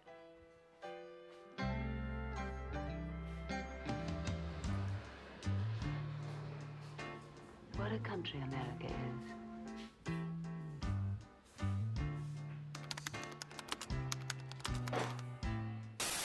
When I started YouTube, I had no idea what would actually go on to become an actual career, and I'm so thankful. But you know, I was never taught financial literacy at school, and since becoming an adult, and also with now running my own business, I've really had to get a grip on what I'm spending my money on and how I need to be saving. Today's sponsor, Rocket Money, is a platform I use. It's a personal finance app that helps you can money better. I have absolutely organizes all eating out of your money up to control of your finances today. Go to rocketmoney.com/MinaLei to get started for free. Yeehaw! Slow down, Bert! Jesus Christ! I don't know if anyone else has kept up with Zayn of One Direction fame. I'm just a little boy from Bradford, and now I'm smashing it. He recently released an album called Room Under the Stairs, which was his first foray into country music. He stated back in May what compelled him to change directions from his previous R&B pop sound. First, by pointing out that listeners in general are looking for music with a little bit more depth to their lyrics. And then he goes on to discuss country music artist Chris Stapleton, who was an inspiration for his new album. I love Chris Stapleton. He said, I didn't feel like there was a Chris Stapleton song that comes on and he sounds like a fuckboy, right? He doesn't do it. He's not out here serving bitches in the club or drinking Bacardi or whatever these young kids use now. He's not like that.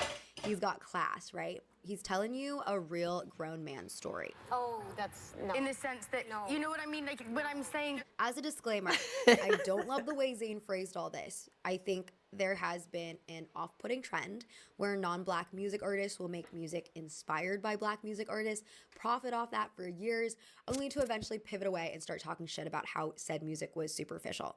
Like, even if Zayn never wanted to make R&B music in the first place and was just pressured to by his management, there just could have been like a classier way to explain that.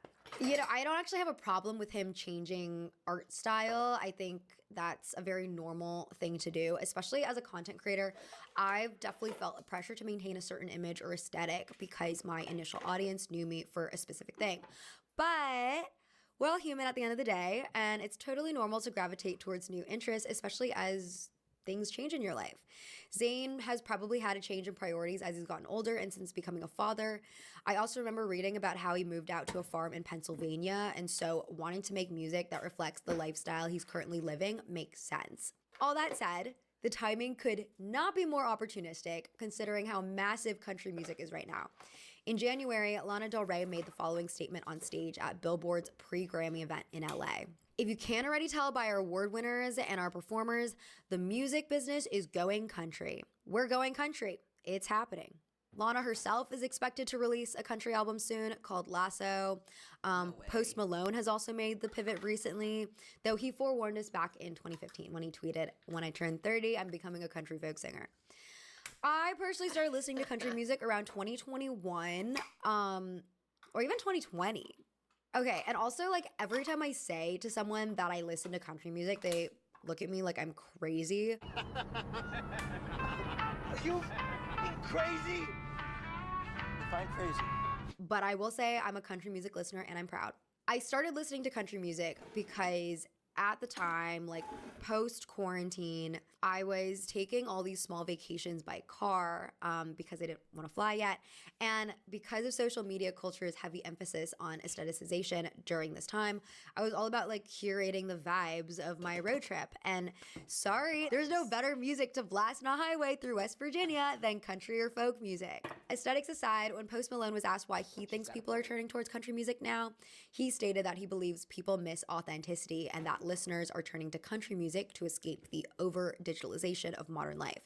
They want simpler lifestyles and more guitar. I totally agree with this take. The curated nature of Instagram feeds, the brandification of user profiles, combined with the pervasiveness of Instagram face, has led to this feeling that everyone is the same kind of artificial picture perfect. The recent proliferation of AI has also stirred the pot. In general, people are getting fed up with being fed increasingly vapid content, and so integrity has become much more important, especially in escapist mediums like music. This really touches your soul. I mean, when you hear him say, "Save me from myself," it's such pain there, and he just exuberates it through his music. I just love him. I also think that the way country music has been trending in recent years has made it way more accessible and diverse. In contrast, when I was growing up in the 2000s, country music went hand in hand with the conservative American South. As an example, one of the best country music groups of all time, if I do say so myself, the Chicks, formerly the Dixie Chicks, were blacklisted by thousands of country radio stations following criticisms they made against President George W. Bush in 2003. We're ashamed of the President of the United States. Taylor Swift even referred to this event when asked why she wasn't more politically vocal in 2019. I come from country music.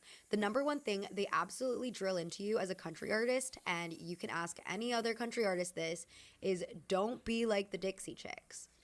More recently, in 2016, when Beyonce performed her country track, Daddy Lessons, at the CMA Awards, several country music veterans, including Alan Jackson and Travis Tritt, either complained or walked out. We're just talking about being allowed to celebrate our music the same way that any other genre is allowed to celebrate theirs without bringing in outside sources that really aren't a part of that particular genre. And then in 2019, Lil Nas X's country trap song Old Town Road was gatekept from the country charts, getting pulled from Billboard's Hot Country Songs after just 1 week. But despite its recent reputation as being quite politically homogenous and white, country music's origins are actually very diverse. According to the Library of Congress, American country music has roots in music traditions brought by Europeans and enslaved Africans, which mixed with indigenous American music traditions. The first commercial country music recordings date back to the 1920s, and in these early days, country music was seen as a voice for the proletariat, the small town folks. It was an outlet for people to channel grief, anger, and joy of everyday life. It promised a landscape for artists to create without the pressures of commercial success. A long-standing country music broadcast, Grand Ole Opry, even embodies this message in its naming. In 1927, the broadcast's founder, George Dewey Hay, announced, "You've been up in the clouds with grand opera, now get down to earth with us in a shindig of Grand Ole Opry." However, country music encountered a major shift in the aftermath of 9/11 when levels of distress and fear towards outsiders plagued the American public. Patriotism became a staple theme in the genre, and the message of the music quickly shifted from one of complex grief and pain to a simple one of just loving America and hot blondes. But in the 2020s, country music today seems to have shifted back to its roots. Like, admittedly, even though the sound has gotten more complex given new technology, its old tradition emphasizing vulnerable personal lyrics has made a comeback. I hope no one's in too good of a mood. I wrote a super sad song one time. Hope you guys don't hate it.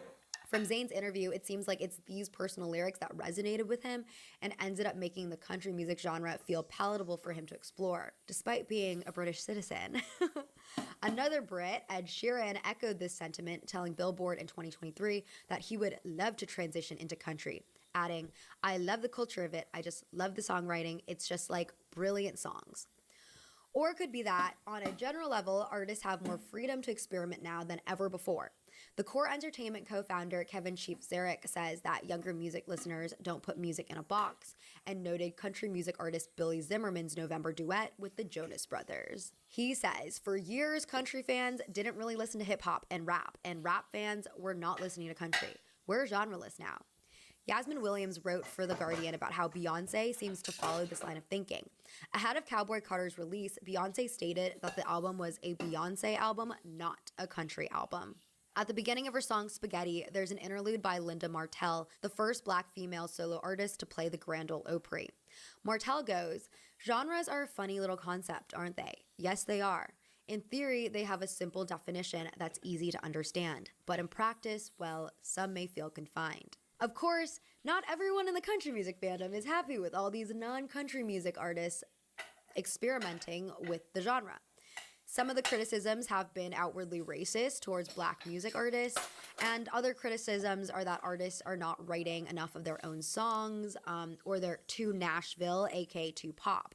But regardless of what the gatekeepers say, country music is bigger than ever and more inclusive than ever. According to Billboard, country music in 2023 experienced its biggest growth spurt in more than 30 years.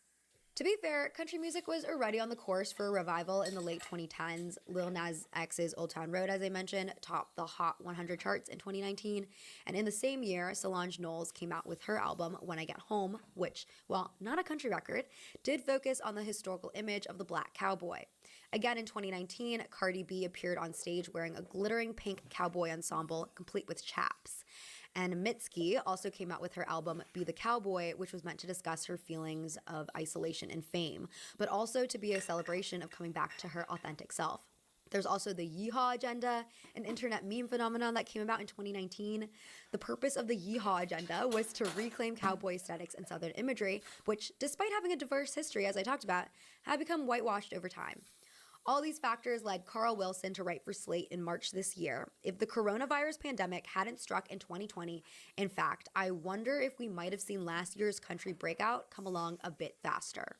But I think it's important to point out that during the pandemic, a lot of younger people were streaming way more music while at home, including country music, which Wilson admits. Also, a lot of people moved back to the suburbs and rural areas during the pandemic, which I think encouraged the desire for a slow-paced, grounded lifestyle, the kind that's sung about in country music. According to The Economist, for city folk stuck in matchbox apartments, the tunes represent bucolic freedom without the inconveniences of rural living. Slower Wi-Fi, no food delivery apps. I often wonder how many of those city folk were the ones who temporarily moved back home to suburbia during quarantine, and I'm sure that even if they didn't, the numerous cottagecore-esque sourdough baking TikTokers probably planted the seeds of romanticized slow living. But then come with me. I'll drop you somewhere in the suburbs, untouched. Untouched in the suburbs? Oh, no. No, that doesn't intrigue me at all.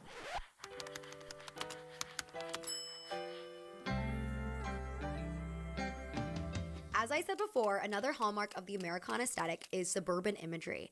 And actually, post-pandemic, suburbs have been on the rise. Some of the largest growing areas in the US are the far outer suburbs of metropolitan areas up to 60 miles away from the largest cities downtown. These areas are sometimes called exurbs. There are a lot of factors that have led to this exodus from cities, but some of the possible reasons, as noted by census.gov, include high housing costs after the start of the pandemic and more remote work options. Emma Beddington wrote about her personal experience moving to the suburbs for The Guardian after being a city slicker her whole life. I moved to the suburbs in the spring of 2021, a classic post-lockdown move. I had wanted to move before COVID. The bed shook when buses went past, and the frequent drunken meltdowns on our conveniently located doorstep left me awkwardly squeezing past sobbing strangers to take the dog for his late-night pee, muttering, "Sorry, could I just?" I had the noise abatement team on speed dial and a throbbing vein in my eyelid.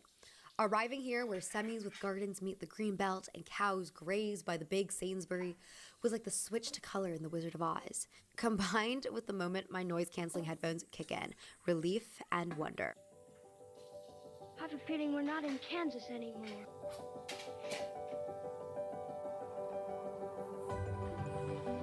We must be over the rainbow. Oh, my cat is freaking out. Can you please? Can you stop screaming? Can you stop screaming?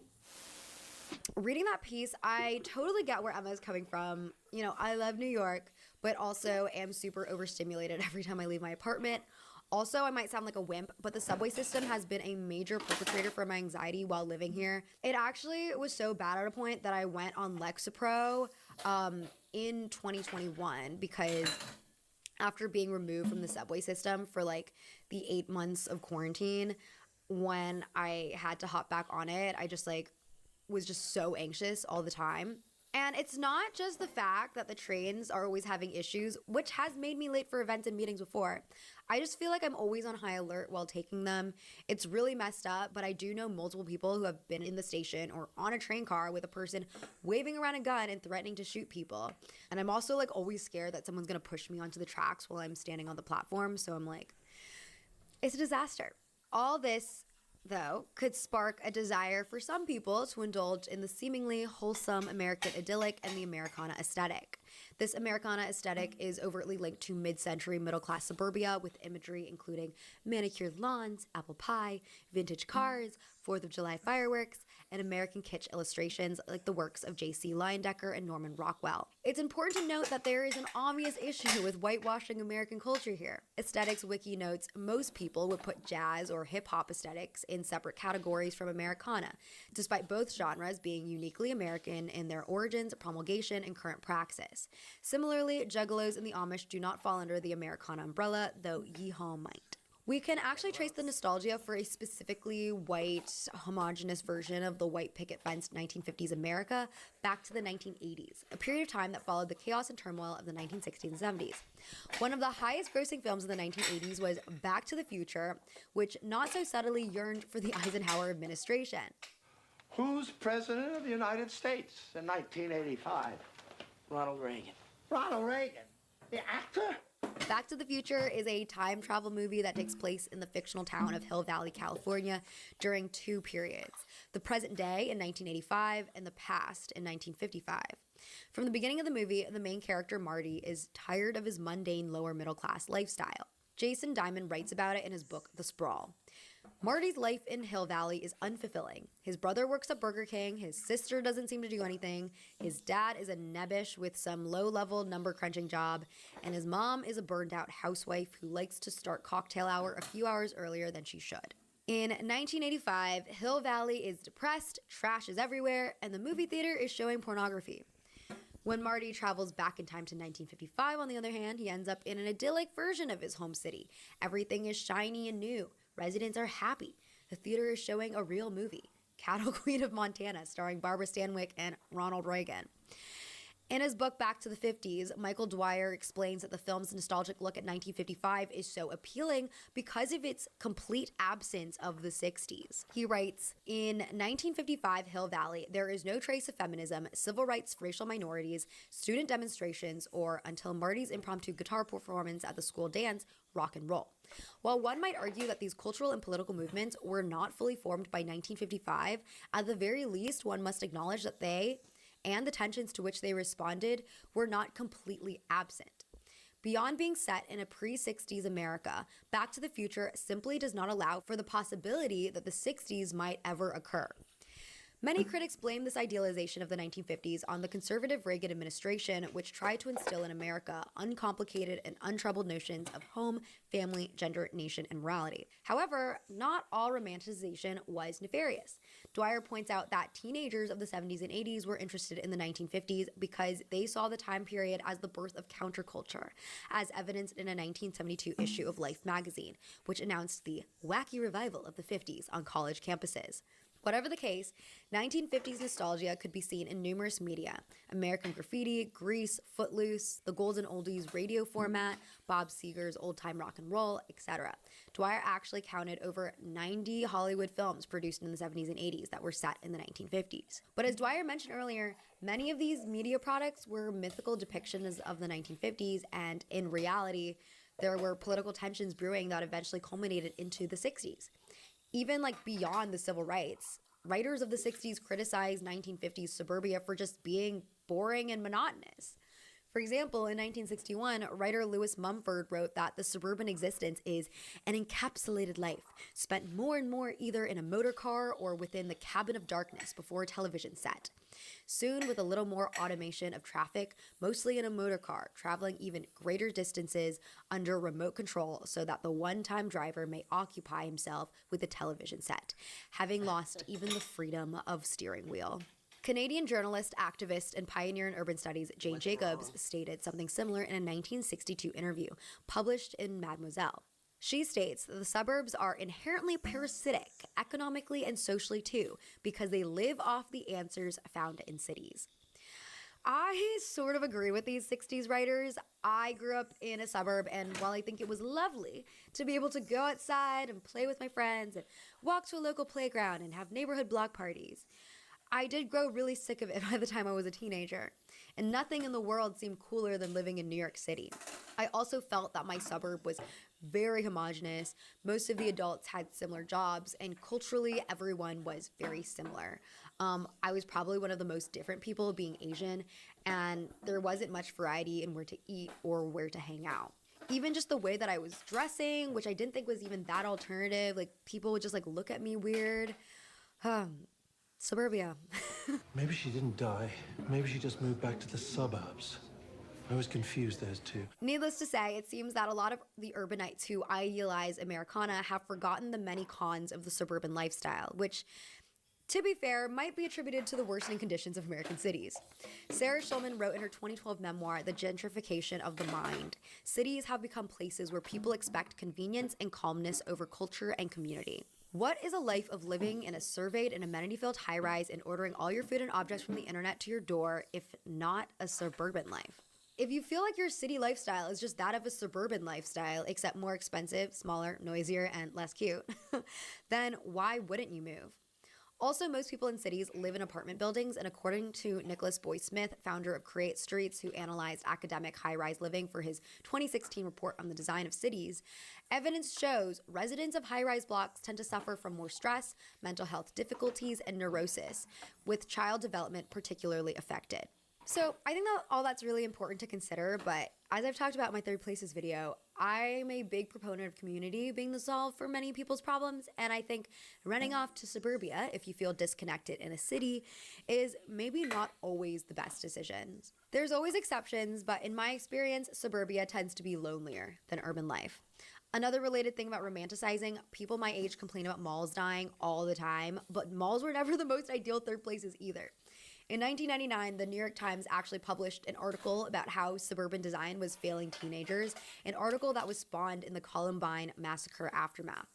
The article describes how Columbine high school students would hang out at Southwest Plaza, a 2-level mall supervised by security guards and closed by 9 p.m. Architecture professor Peter Lang said in the article that malls were inadequate gathering spaces because they're a commercially and environmentally controlled space. He said they are not places for free expression or hanging out. Just a little tired of the American dream.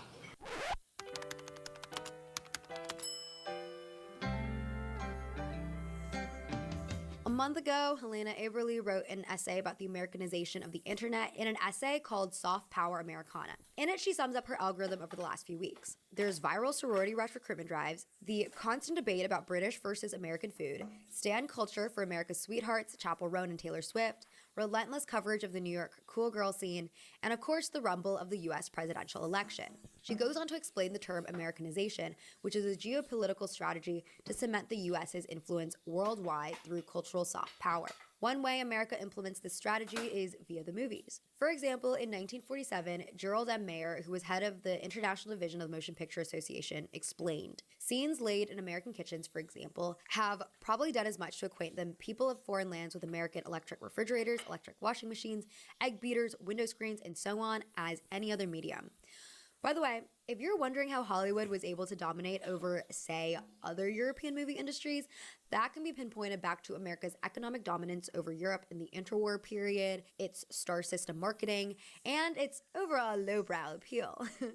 What I mean by that last point is that at the time, the European film industry was very snobbish, which didn't translate well into a mass media form. In contrast, America's film industry had broader appeal to the regular middle and working class by way of being vulgar and making fun of elite culture. Also, according to Reinhold Wagenleiter in his book Coca-Colonization and the Cold War, Hollywood also created a pictorial grammar that could be understood by more than one national context, a result of needing to captivate America's numerous ethnic groups.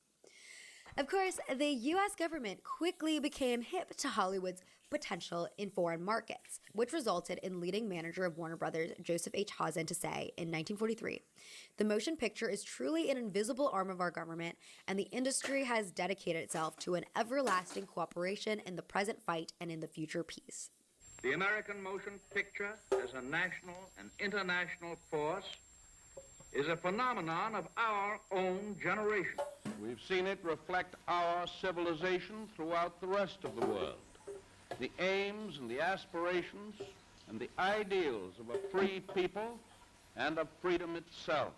In the weeks and the months that lie ahead, we in Washington know that we shall have your continued aid and support. To give an example of Hollywood's geopolitical intervention, leading up to Italy's 1948 parliamentary elections, large U.S. distribution firms formed a consortium and saw to it that all U.S. weekly newsreels, documentaries, and propaganda films were massively disseminated in order to defeat the Italian communists. What's really interesting, though, is that it wasn't the explicit propaganda films that won over the public, it was the narrative films. Chief correspondent of the New York Times in Italy, Arnold Cortese, reported in 1949, especially popular was Ernst Lubitsch's comedy Ninotchka, in which Greta Garbo and Melvyn Douglas deliver a pointed satire about communism.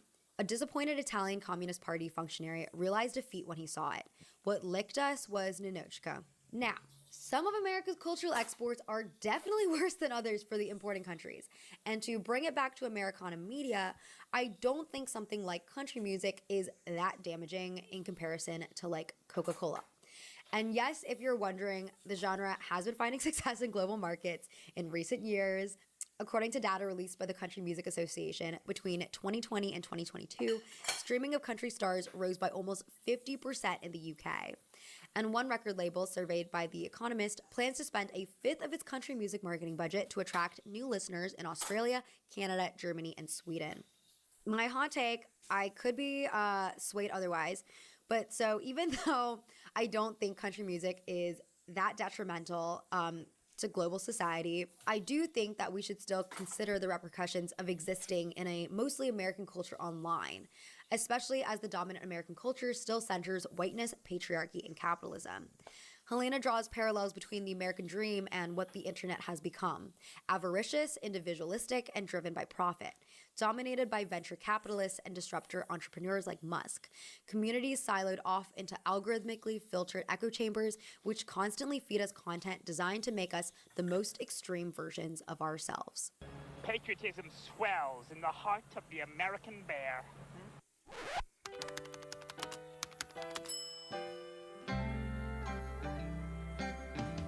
Lana Del Rey was one of the first artists I was exposed to who incorporated the Americana aesthetic in her music universe, and it was especially interesting at the time because she wasn't a country or folk singer. To give a sort of layout of my psyche in the early 2010s, it was really hard for me to connect with country music since the country music that was circulated on radio stations was the post 9/11 bro country music that alluded to cheating on wives and slinging guns. And also because I look like this, you know. But Lana Del Rey's visuals and lyrics about being a sad girl was relatable to a regular online teen girl like myself. Her universe wasn't explicitly white either. Her famous national anthem music video cast A$AP Rocky in the role of President JFK. According to Douglas Markowitz for the Miami New Times, Lana channeled an abstraction of the real American dream, one which has nothing to do with homeownership and everything to do with fame and romance without complications. In Lana's world, the American dream means luxuriating in one's ego, not having to think about anything but yourself. It's a dream that could only result from an existence as isolated as one goes through in suburbia. And with more than half the country living in the suburbs, it's easy to imagine why Del Rey's music has resonated with so many American teens who tend to be disenchanted with suburban living. As I said before, there's a significant lack of third places, you have to drive everywhere, and the only accessible entertainment comes from television and the internet. Del Rey and other young artists who've made work discussing the malaise of suburban living are also very influential in the fashion space.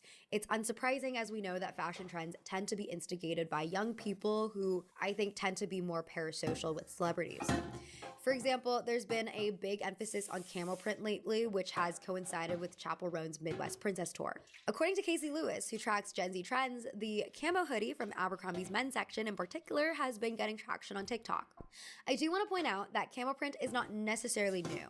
According to fashion historian Jennifer Craik in her book From Military Uniforms to Codified Civility, camel print was worn as streetwear as far back as the Vietnam War era. The print was worn ironically in protest of the war. Through the trickle-up effect, camo grew to enough mainstream popularity that by 1971, Vogue published its first article on camouflage print clothing, saying it's a functional, practical, good-looking print and just as wearable as the everyday blue jean. Camo print became fashionable once again in the 90s and 2000s, influenced by hip-hop culture. Starting around the 1980s, rappers and skaters would shop at Army/Navy surplus stores to find inexpensive clothes that were durable, long-lasting, and gave the wearer a feeling of tough masculinity. Though its military origins will never be fully absent, I think that when we look at camo today, we think less of the soldier and more of a conservative American Midwesterner due to the print's popular usage in hunting garb. A lot of the camo print worn in fashion is manufactured by hunting brands like Trebark or Realtree. Realtree has even partnered with streetwear brands like Supreme, Stussy, and Nike. So why are young urbanites wearing camo today? I think camo print is part of a larger workwear fashion movement, honestly. Workwear fashion categorizes clothing that was historically designed for blue-collar work. Articles like blue jeans, t-shirts, Timberlands, Red Wing boots, Carhartt canvas jackets, Woolrich plaid mackinaws, chore jackets, and sometimes Western wear is included too. This style of fashion is really popular in the New York men's fashion scene in particular, and I think That's because workwear clothing in general is comfortable, durable, and can be found easily secondhand in thrift stores. A historical example of when workwear's quality has allowed it to cross cultural lines is via Dickies pants. The Dickies company used to make garments explicitly for hard laborers, like pants that could withstand work on minefields. But considering the fact that skateboarders are constantly falling onto hard concrete, it makes sense why they chose to integrate Dickies pants into their own fashion styles. From a less utilitarian standpoint, wearing workwear and camo print especially can make an ironic or subversive statement. Your magazine interviewed Ryan and Alicia, who explained their reason for wearing camo.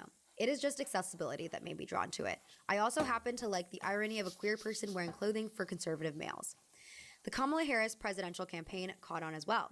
After Tim Walz joined the ticket as vice presidential nominee on video call wearing a camo hat, Gen Z was quick to respond to his wardrobe. Some online users compared Walz's hat to Chappell Roan's Midwest Princess Tour merchandise, prompting the campaign to quickly come out with their own hats of the same design as Roan's for sale on the official campaign store site. In just about 2 days post-launching the hat, the campaign sold over 47,000 of them, equaling over $1.8 million. The first 3,000 hats of the initial drop sold out in 30 minutes, and all hats are American-made, union-made, according to the site. It might feel more like a reclamation or nod to familiar roots when the urbanites wearing camo are originally from suburban or rural areas like Chappell. But what about the wealthy urbanites who have never been part of the working class? According to a March 2024 Vogue article by Hannah Jackson, earlier this month, Hailey Bieber drove to dinner in Beverly Hills in her Tesla Cybertruck wearing a work jacket that retails for $1,700. This isn't the first time Bieber has added clothing traditionally made for laborers to her wardrobe. She's previously been spotted in a $1,200 well-done chore coat.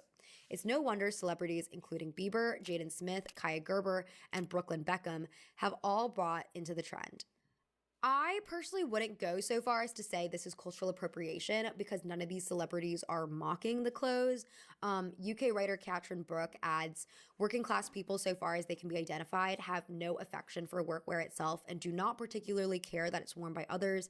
After all, you can only get your hands on the real thing by working for it, and the working classes are having the last laugh. But that's not to say that clothing doesn't carry political meanings, and it can come off in poor taste to wear a luxury dupe of a work garment. Rich people have always been able to pick and choose whatever clothing they want to wear and reap little consequences for it. So it's understandably annoying to see someone cosplay poor. There have been some cases where the fashion industry has tried to reconcile its behavior of stealing design elements from lower classes by engaging in philanthropy, though with varying success. For example, Heron Preston's partnership with the New York Sanitation Department. In 2016, Preston created a clothing line called Uniform, in which he repurposed old sanitation worker uniforms. The line was produced in cooperation with the New York Sanitation Department, and proceeds from the line went to the Foundation for New York Strongest. The line was also made to raise awareness for the 0x30 campaign, which is an initiative that aims to send at least 90% less waste to landfills in New York City by 2030. Wonder how we're doing on that. While well-intentioned, Lauren Morales-Snow criticized the promotional event for not raising awareness around the actual work and life experiences of sanitation workers, and also pointed out that none of the workers were asked to formally speak at the event. As evidence of the event's superficiality, Andrea Denhode reported for The New Yorker that the fashion industry guests threw away their disposable cups into the plastic recycling bin. She writes, a sanitation employee watching them mentioned that the cups were actually made of a special plastic that was meant to be composted, not recycled. That batch of recycling, he said, was now contaminated and would likely end up in the trash.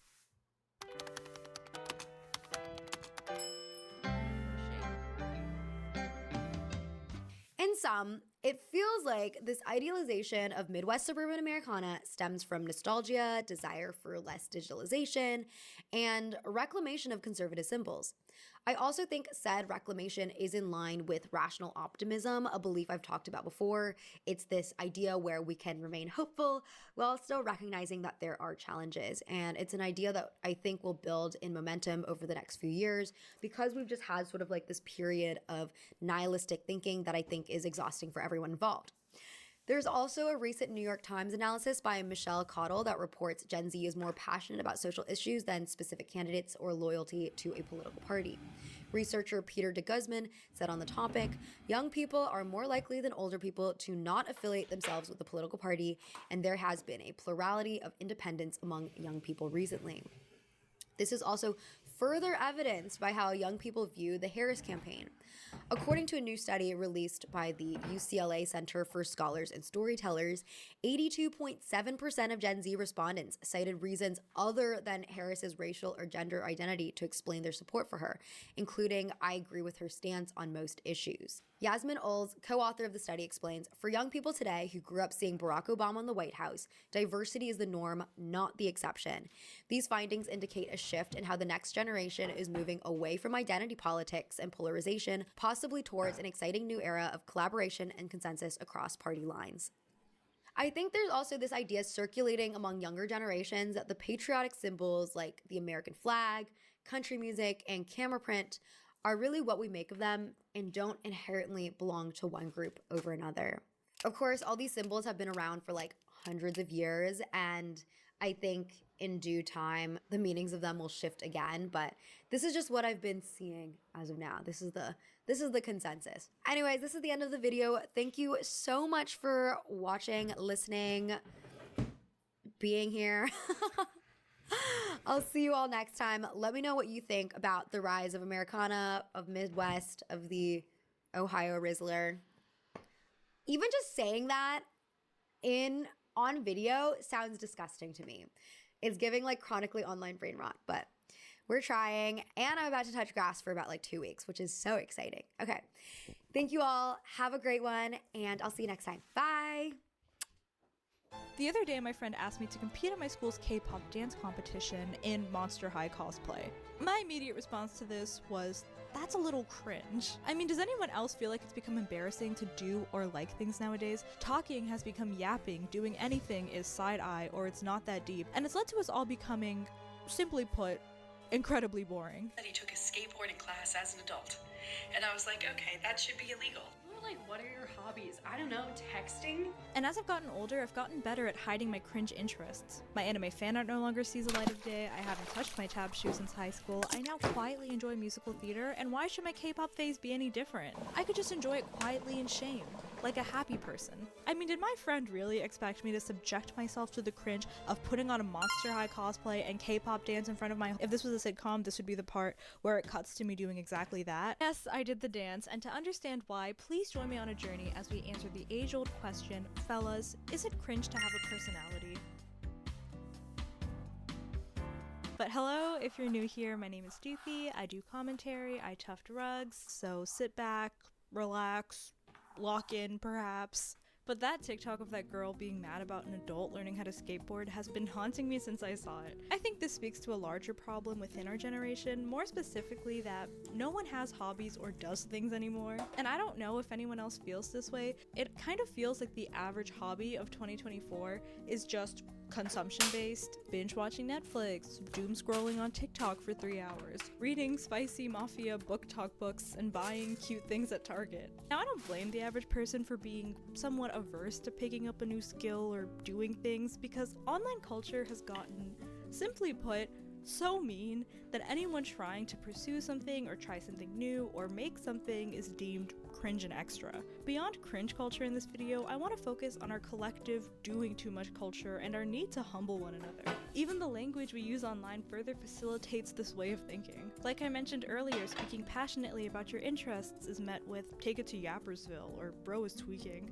Comments like "it's not that deep, the world kept spinning." Even the weaponization of the nerd emoji, which I know sounds like a stretch, but I feel like we have this need to subtly find ways to embarrass and bully people who actually have things they want to say. Like, high school is a microcosm for society, and we've literally made it the norm again to just call people nerds to bully them. And I'm also well aware that complaining about the nerd emoji is giving— I'm competing against this horrible emoji. And I'm guilty of this too. In my videos, I use the nerd emoji and refer to myself as a yapper to shield myself from criticism. And if we fall into the habit of constantly referring to ourselves as nerds or yapsters, or using ironic voices when talking about something you're passionate about, we almost start to preemptively stop ourselves from being outwardly passionate or thinking deeper about things and just doing stuff and expressing yourself. Again, I'm using this ironic voice because it feels cringe to say that. Matt Lawrence had a really interesting video on this topic, and he explained that Gen Z has this growing aversion to passion and knowledge. Like, being too into something or too excited about something is seen as doing too much. Like, it might be more socially acceptable to casually like theater, for example, but it starts to become more and more socially unacceptable the more into it you are. Now, I'm gonna bring up a YouTuber that I seldom mention on this channel. Strap in, ladies and gentlemen. Anthro had this video on how to like anime and be normal about it, and in the video he had a spectrum of what a normal anime fan was. And Curtis Connor also made a similar spectrum for Disney adults, where he explained if you watch a Disney movie or two, you're still in the fine, chill category, but once you start getting tattoos and going to the parks, it's no longer the socially acceptable amount of liking something. And of course, this begs the question, what does it mean to like something a normal amount? And should we always have to? And this question has been somewhat haunting me, and is part of the reason I'm hesitant to join my school's K-pop dance club. Because at what point do I veer away from being someone who just casually enjoys K-pop to a cringe fanatic? A barrier I probably passed a long time ago when I threw a parasocial birthday party for Mark Lee in broad daylight, but I imagine the spectrum for a K-pop fan looks something like this, with someone who doesn't know anything about K-pop on the extreme left, someone who casually listens to the songs in the middle, but what lies on the right of this diagram? The zone of the overzealous. At what point do you cross that barrier into the doing too much category? Is it hanging up posters, collecting photo cards, learning the dances? And even if I was in this fanatic zone of doing too much, I could be a fanatic in silence and shame. Again, like a happy person. I also feel like this doing too much trend leaves people hesitant to do things now and fear of being cringe in the future. Every year I feel like some variation of this trend comes out where people are thankful that they never had embarrassing or cringy phases in their past. No theater phase, they never tried learning Japanese because they liked anime. And I feel like we're collectively becoming so scared and ashamed of having a personality and doing and liking things in our past. While trying to maintain this false air of no one cares, everyone's chill, nonchalance, Gen Z has ironically become the most chalant-ass generation to exist. Like, we want to uphold this performative and chill vibe, so we stop ourselves and shame others from being passionate or trying. And it sucks because I think the hobby is born from two things: liking something a lot and wanting to do something about it. My Hamilton phase led to my theater career, my anime phase led me to draw more in high school, some pieces better than others. And I'm sure you guys have noticed that people who are into K-pop, they sure like to dance to K-pop. But we're creating a culture where both of those things, liking something a lot and wanting to do something, are discouraged. Like, this girl on TikTok tried starting her own K-pop entertainment company, and she was immediately shut down and met with a swarm of hate, calling her delusional and cringe and doing too much. I'm sure you all have heard the crabs in a bucket metaphor, but if you haven't, essentially when crabs are in a bucket and one crab tries to escape, the other crabs will pull it back down for genuinely no reason or gain to themselves. Doothy, try making a video that isn't a convoluted metaphor for cringe challenge, go level impossible. But our need to humble each other or drag other crabs back into the bucket, so to speak, is something I think we do to uphold that status quo of being chill and detached. When someone tries to escape the bucket by showing a deep passion, being overly authentic or ambitious, it's met with humbling. And if all the crabs in the bucket, again, this is a metaphor for society, stick with me please. If all the crabs in the bucket try to uphold this social norm of being nonchalant, chill, and not caring about anything, we create a culture where only the most boring, lukewarm, socially neutral ideas can thrive. Stuck in a bucket of boring where no one does anything except act chill and call each other out for doing too much. Because for something to have mass appeal and be widely socially accepted, it needs to be tame enough to appeal to the chill-ass NPC crabs, if you will. Pardon my highly academic terminology. Take that, AI, the writer still got it, ladies and gentlemen. And I guess in defense of humbling someone, things that are passionate, extreme, and overzealous require additional social effort to process and understand, so humbling someone is a lot easier than trying to understand why they like this weird thing so much, or have this ambition that you can't even imagine pursuing yourself. I also can't blame the metaphorical crabs for behaving in self-interest because, let's be real, they're a little shellfish. I noticed that I didn't have a lot of jokes in this video while writing the script, so I googled crab puns. We like to break the fourth wall here on the Doothy channel. This is a little look into my creative process. AI is gonna replace writers. And we see the same thing happen with people who make, did I just make the song of the summer TikToks? We mock them exactly the way I just did because we almost find the act of trying or having an ambition to be inherently embarrassing. Okay, so now I need to explain how I ended up K-pop dancing in Monster High cosplay. But as the day of the performance neared, I remember this comment I got on my last video to the effect of, "Y'all can be cringe and free all you want, but expect us to make fun of you." Now my immediate reaction to this comment was to delete it because the Doothy channel is a dictatorship, not a democracy, okay? Make no mistake. But I also realized that this person had a point. Was I staying in the metaphorical bucket because the other metaphorical crabs, okay, I'm gonna drop the crab analogy, if you will, but I was confronted with two options. I could either be cringe or boring. So I donned the Draculaura cosplay, my friend painted herself blue because that's something that she wanted to do for some reason, and I did the dance. Performing really did help me with my confidence because like up until now I have been held back so much from just doing things that some people could consider cringy. I feel like I'm doing too much at that point. Yeah. And it's like, oh, I'm already listening to the music. I consume the media. Who am I trying to be is like the thought process in my head. Why can't I just enjoy it to the extent that I want to enjoy it and not to the extent that society tells me it's okay to enjoy? But leading up to this performance, a comment kept playing in my head under a video of people dancing to K-pop in public. "We can't praise talentless, sloppy swaying." But now that I was the one sloppily swaying, it's not easy to put your heart into mediocrity.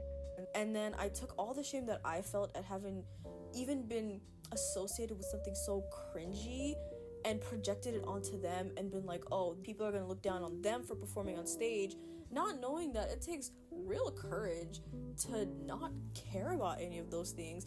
And now that it was me, I'm so glad I did it now. Yeah, and even if I was painted blue.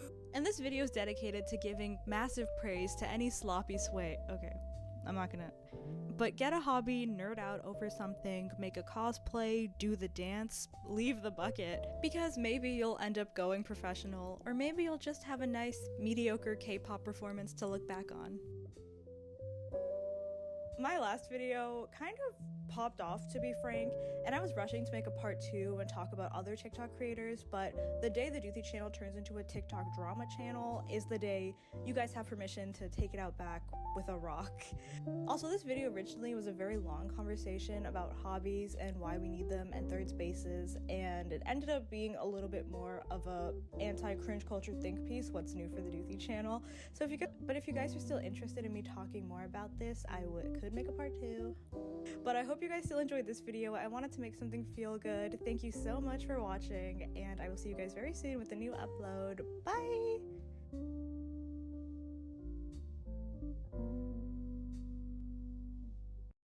In May of 2021, Olivia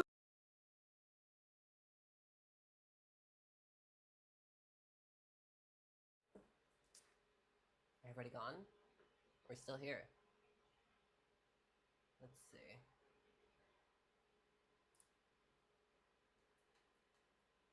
Still alive? People awake? Don't go to sleep?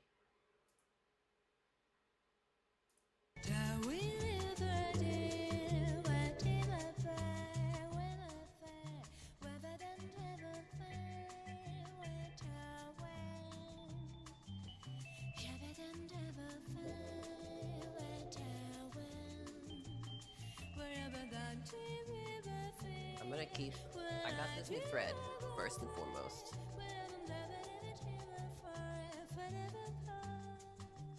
And I'm gonna sew and test it out.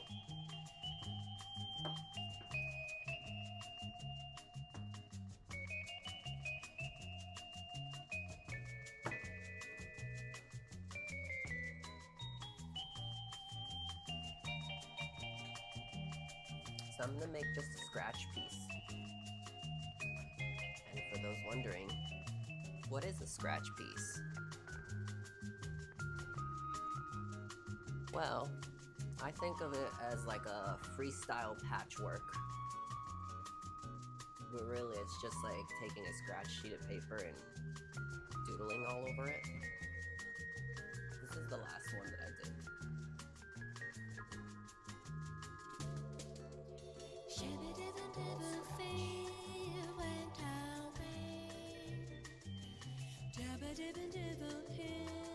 But this time, I pulled out these scraps, which we have this like brown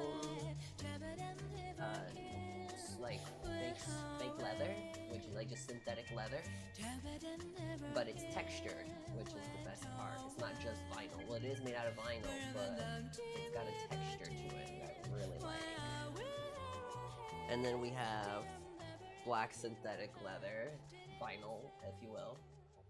Just regular old. It has a texture, but I don't have a light over here, so it's harder to see. Let's see. Come on, focus. There we go. There. You can kind of see the texture there. So in true, you know, I've been losing the plot on like what this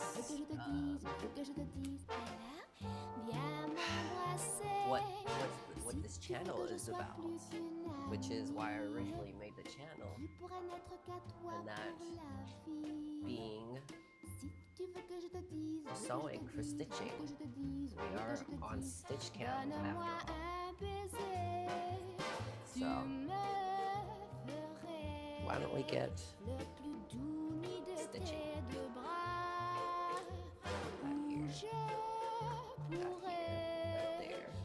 Cacher mes peines et mes joies, sans cette timidité qui te mine, tu serais Pierrot et moi Colombine. This juice turned out so good. Veux que je te dise, ose-moi me parler. Ce matin dans l'escalier, nos mains se sont frôlées et l'on s'est regardé. I also have all this stuff, which is just like old clothes. Oh look, there's another one. We have this. It's a jacket.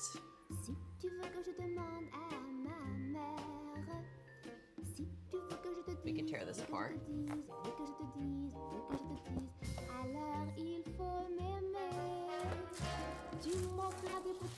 Some corduroy pants.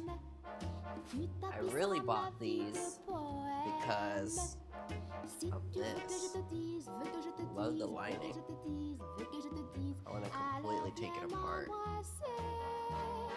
Make a bag out of this, so I'm not going to touch it today.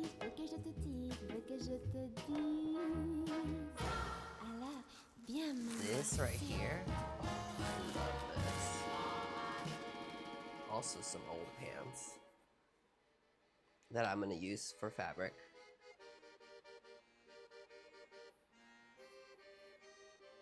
Isn't it pretty?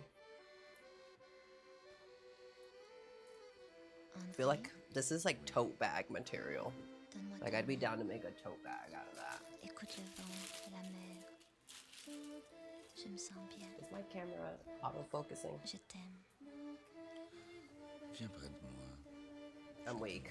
You're just gonna see a target lock on my face. Okay. Jeans. Okay, more vinyl.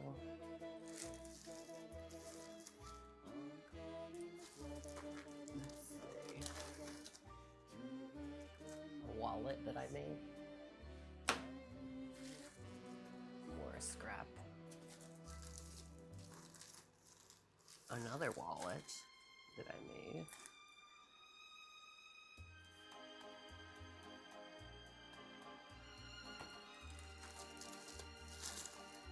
Jeans. What else is in here? Some pants.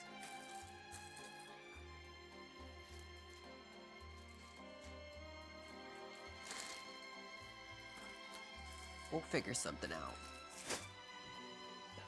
And I also have some denim that I never used, but I bought, which is white denim.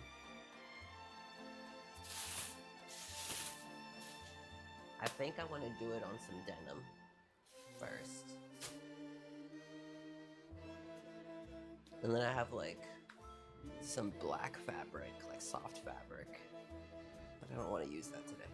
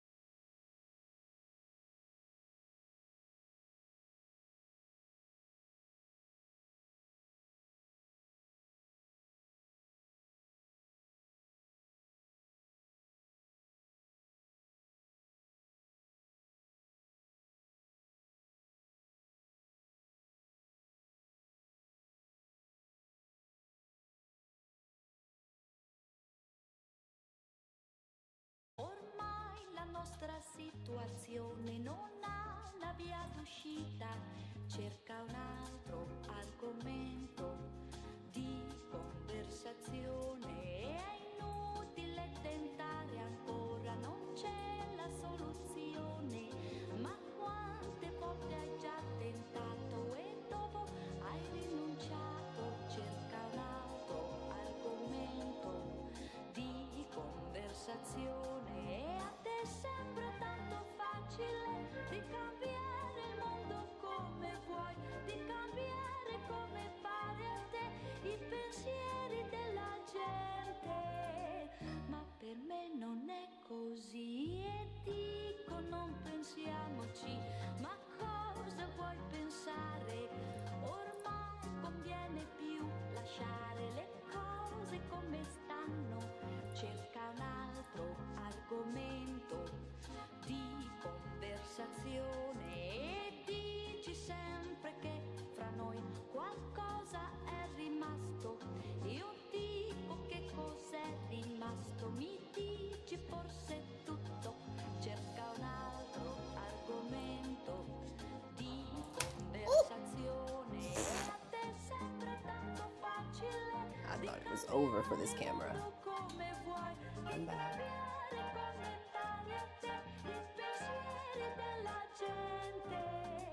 Ma per me non è così, è inutile parlare ancora, io si dovrà parlare, facciamo come dico io, cerca un altro argomento di conversazione, cerca un altro argomento di conversazione.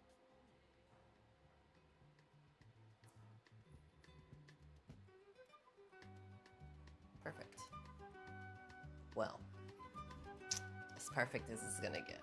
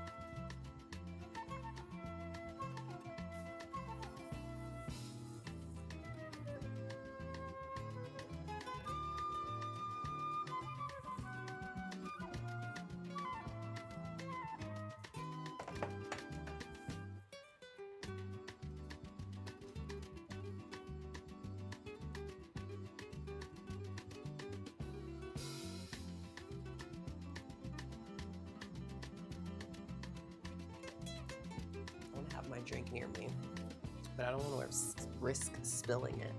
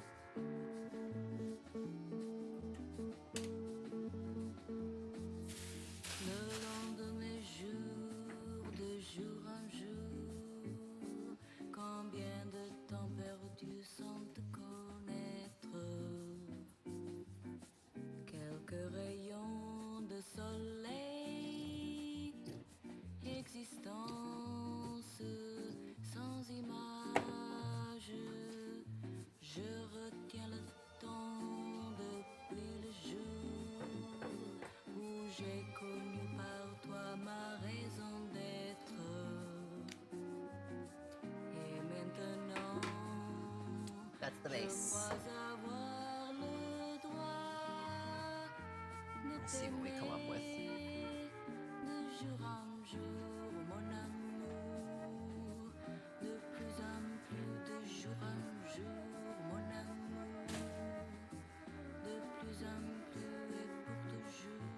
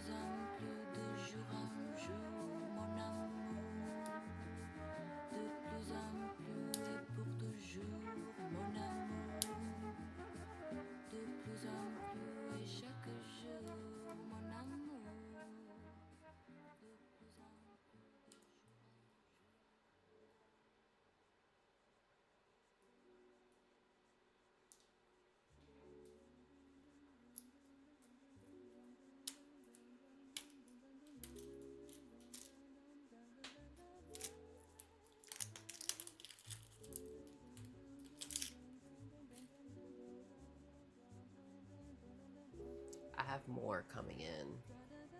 And I'm really excited because I got some really heavy duty like string, thread, or whatever.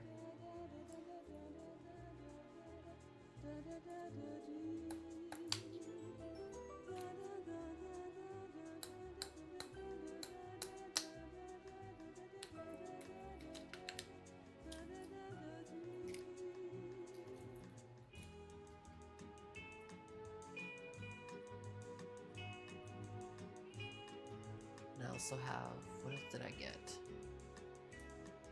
Damn, I really don't remember what I bought. How about a couple things?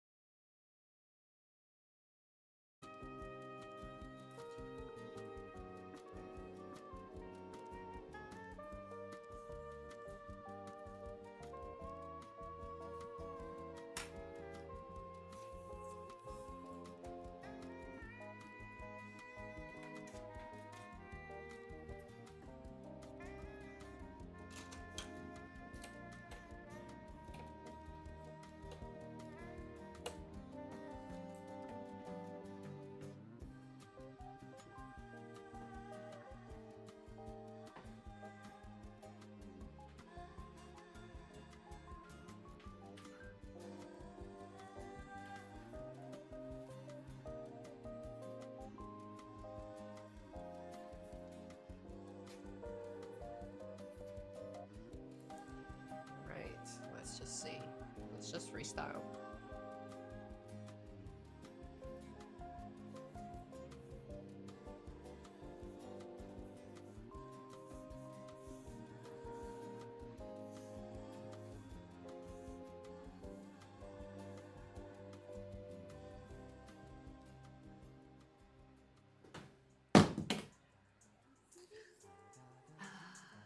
It's fine.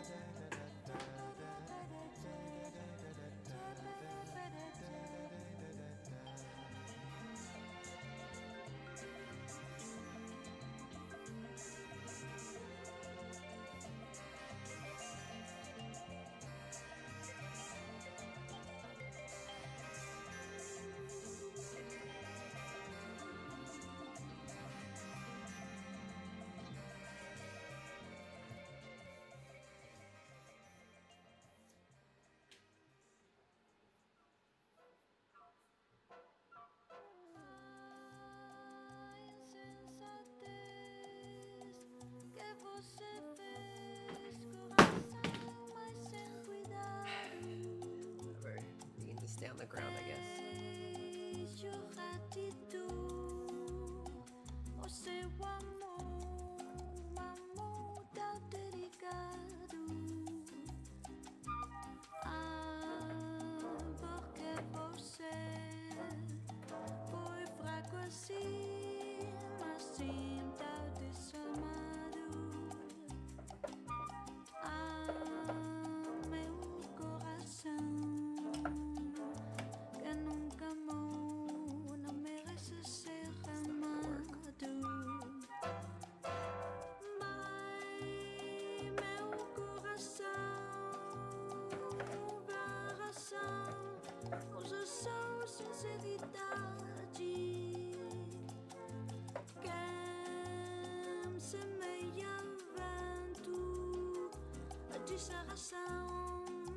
Coche sempre tempestade. Vai, meu coração, pede perdão, perdão apaixonado. Vai, porque que não? Pede perdão, não é nunca perdoado.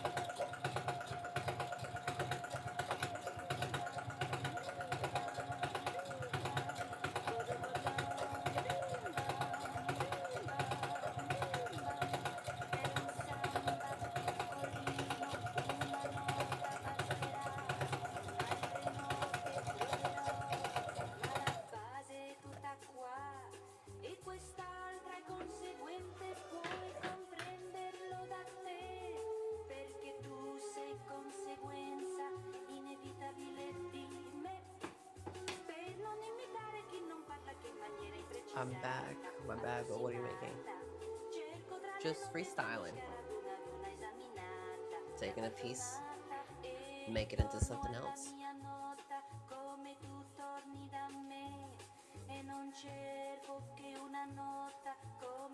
Mostly just testing out things.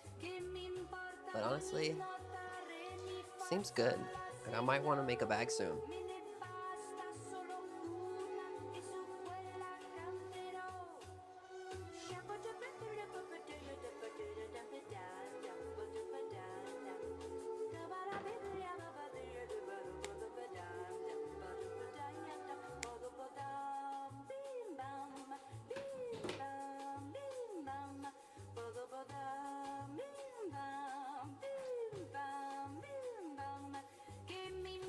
I wish I had a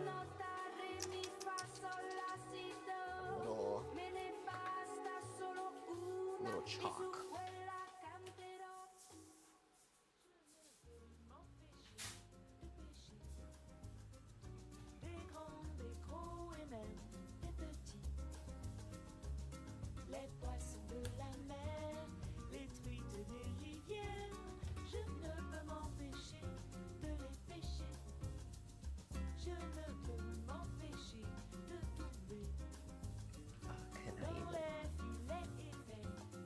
I'm gonna freestyle a star. Let's see how bad it looks.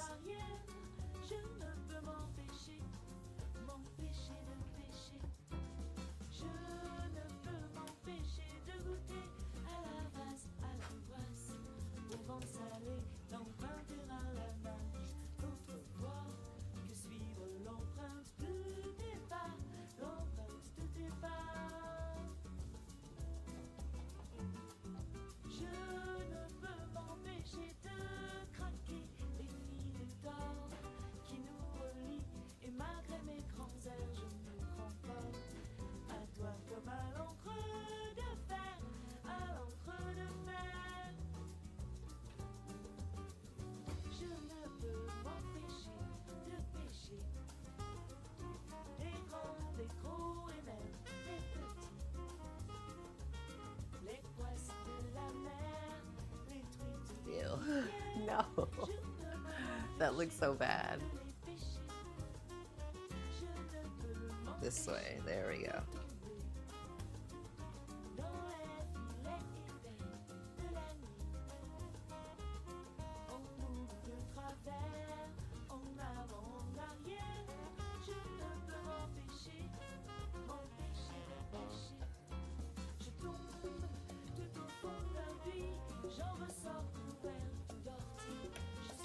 Okay, these are two. There we go.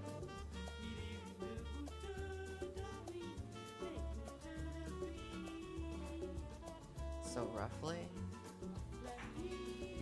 ow, we're not gonna do the outside.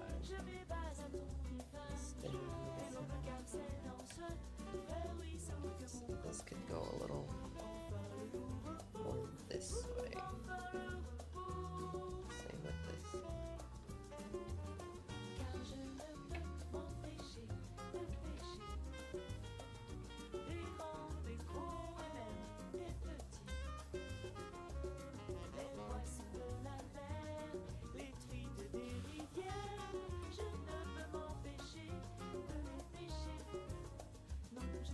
That might not look very good.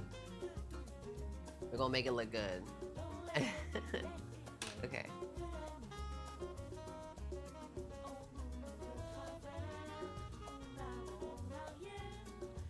So with these, what I like to do is I like to just take the entire thing, just place it.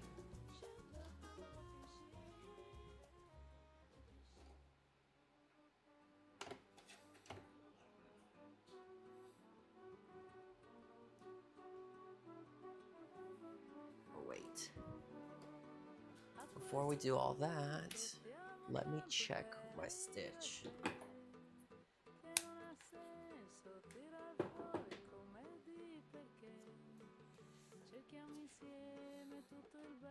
I want to do this like crescent moon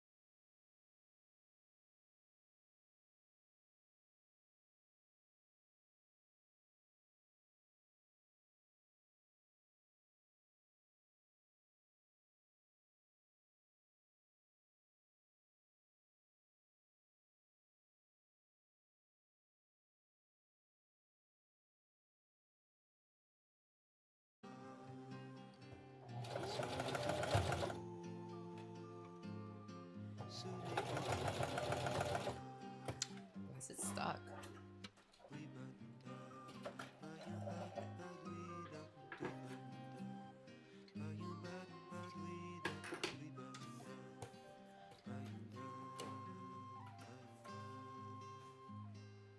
Lorsque l'orage, je goûte.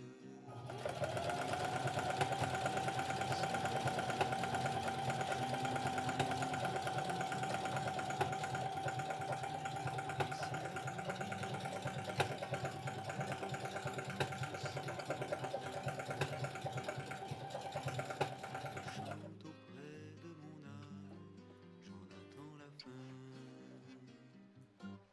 Ce n'est que de l'eau, ce n'est que de l'eau, camarade. Maybe. Ce n'est que It's de too thin. l'eau,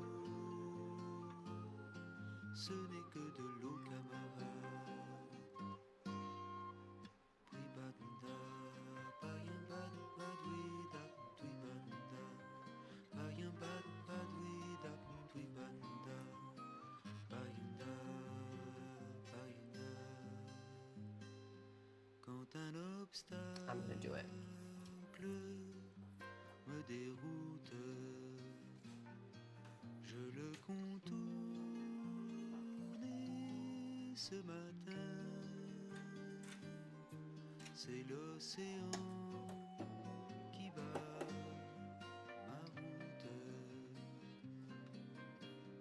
Tant pis, je vais le sauter pour aller plus loin.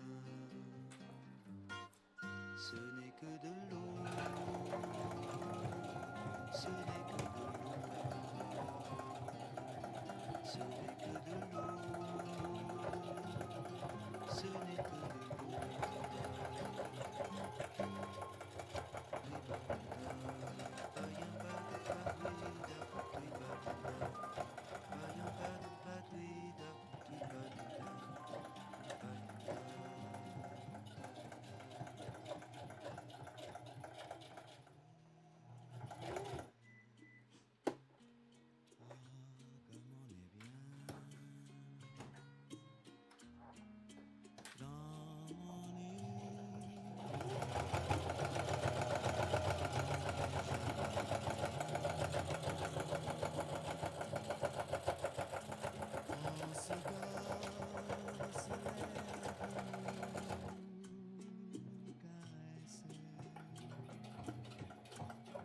Et l'en paresse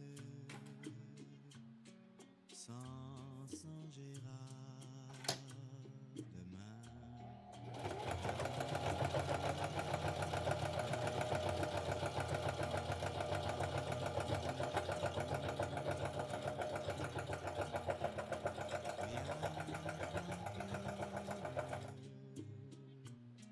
Près de ma doudou,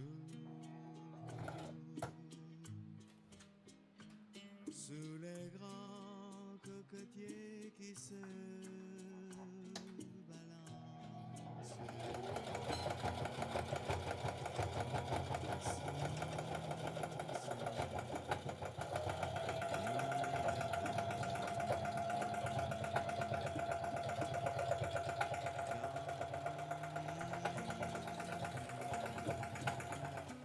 Un parfum d'amour se faufile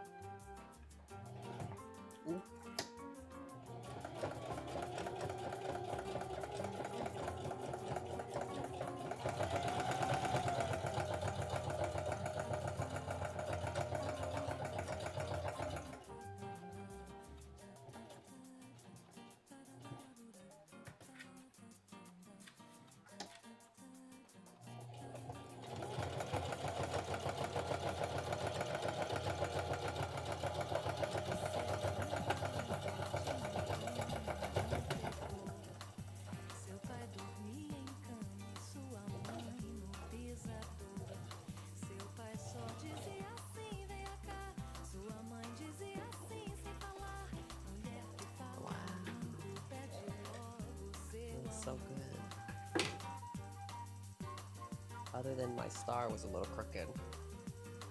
But it looks good.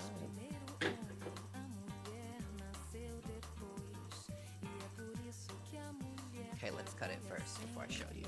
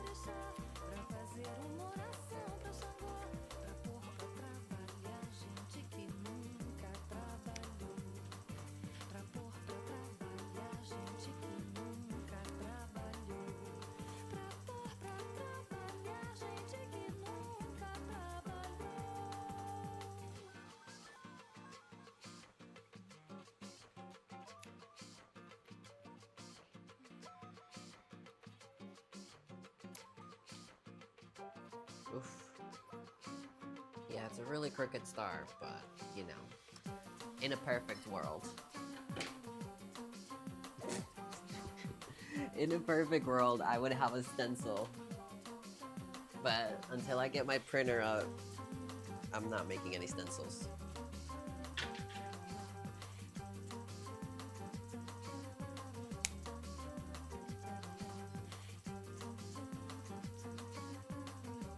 And this is why it's called Scratch. It looks like a 5-year-old drew the star. See, but the important part was the stitching. That's what I wanted to test. Which it was really difficult to do without a stencil. But the stitching looks nice as like an edge. Y'all, look at the back, it looks so bad.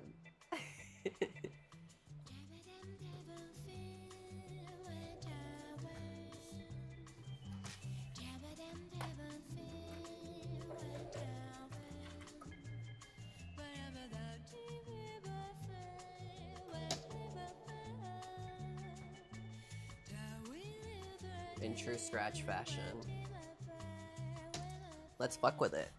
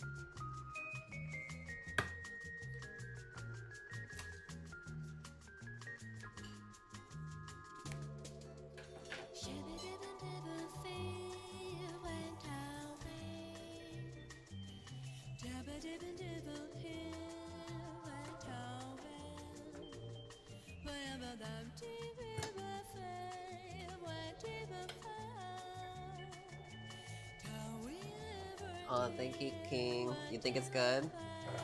I think it has personality.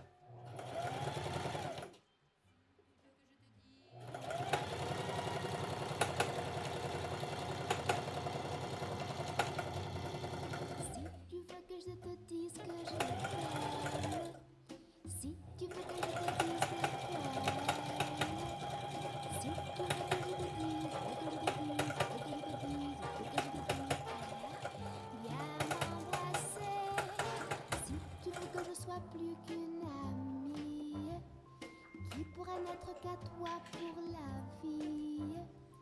Si tu veux que je te dise, veux que je te dise, veux que je te dise, veux que je te dise, donne-moi un baiser. Tu me ferais le plus doux de bras où je pourrais lui cacher mes peines et mes joies. Sans cette timidité qui te mine, tu serais bien ma colombine. Si tu veux que je te dise, veux que je te dise, veux que je te dise, veux que je te dise, ose-moi me parler. Ce matin dans l'escalier, nos mains se sont frôlées et on s'est regardé. Tremblant un peu quand j'y baissais les yeux, j'ai senti que tes bras m'enlaçaient. Si tu veux que je demande à mon père, si tu veux que je demande à ma mère, si tu veux que je te dise, veux que je te dise, veux que je te dise, veux que je te dise, alors il faut m'aimer. Tu m'offres des bouquets de je t'aime. Tu tapisseras ma vie de poèmes. Si tu veux que je te dise, veux que je te dise, veux que je te dise, veux que je te dise, alors viens m'embrasser. Si tu veux que je te dise, veux que je te dise, veux que je te dise, veux que je te dise, alors viens m'embrasser.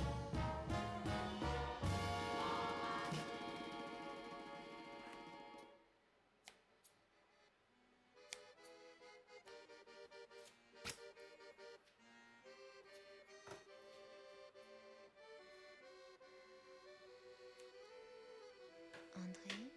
Oui. Donne-moi ta main. Let's add more. Et la mer. I want to make this so thick that it looks like you did it with marker. Je t'aime. Viens près de moi. Je t'aime aussi. C'est vrai?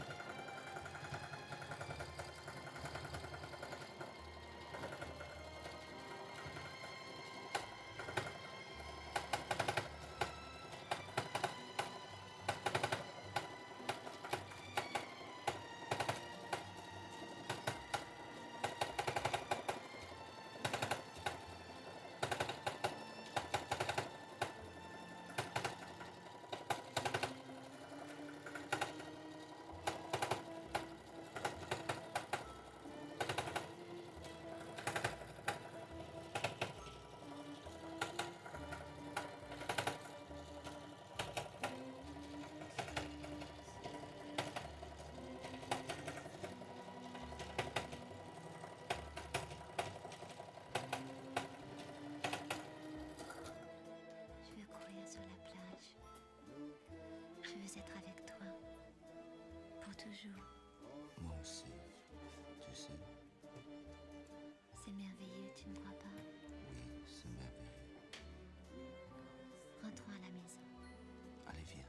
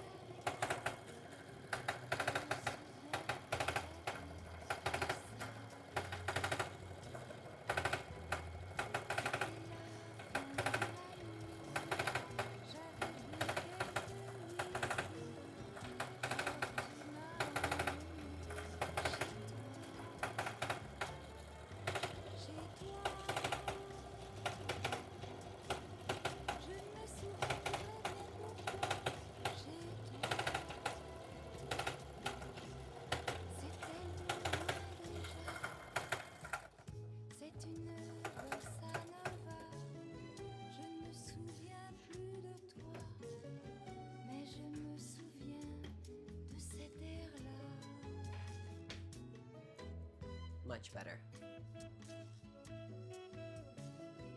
What could this be, though? What could we make it into?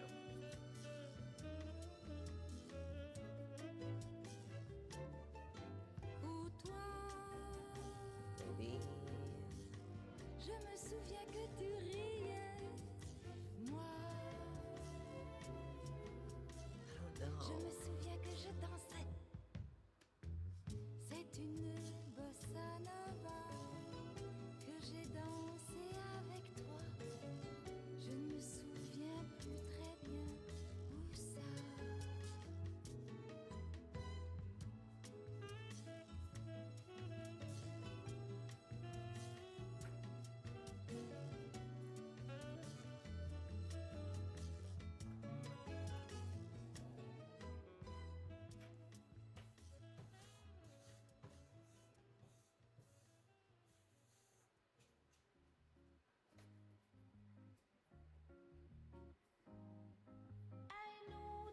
Parlare ancora di tutte queste cose.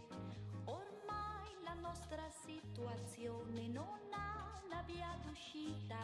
Cerca un altro argomento di conversazione. È inutile tentare ancora, non c'è la soluzione. Ma quante volte hai già tentato e dopo hai rinunciato? Cerca un altro argomento di conversazione e a te sembra tanto facile di cambiare il mondo come vuoi, di cambiare come pare a te i pensieri della gente, ma per me non è così e dico non pensiamoci, ma cosa vuoi pensare? Ormai conviene più lasciare le cose come stanno, cerca un altro argomento di conversazione e dici sempre che fra noi qualcosa è rimasto. Io dico che cos'è rimasto, mi dici forse tutto, cerca un altro argomento di conversazione e a te sembra tanto facile di cambiare il mondo come I want to do words, letters on it, but like made with like essentially embroidery, but like kind of like a scratchy embroidery. di tutte queste cose. Se proprio si dovrà parlare, facciamo come dico io, cerca un altro argomento di conversazione, cerca un altro argomento di conversazione.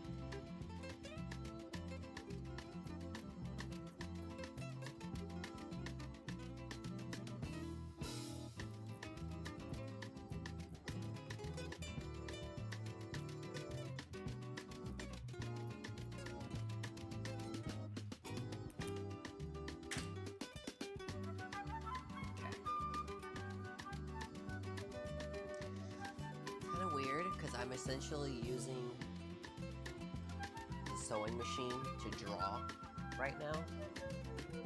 We're gonna make it work.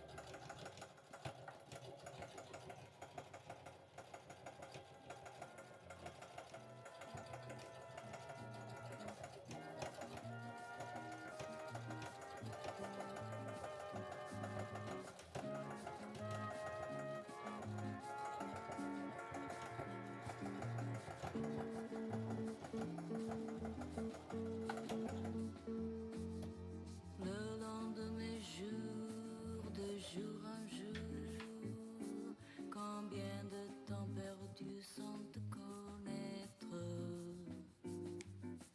Quelques rayons de soleil, existence sans image. Je retiens le temps depuis le jour où j'ai connu par toi ma raison d'être. Et maintenant, je crois avoir le droit de t'aimer de jour en jour, mon amour, de plus en plus, de jour en jour, mon amour, de plus en plus et pour toujours.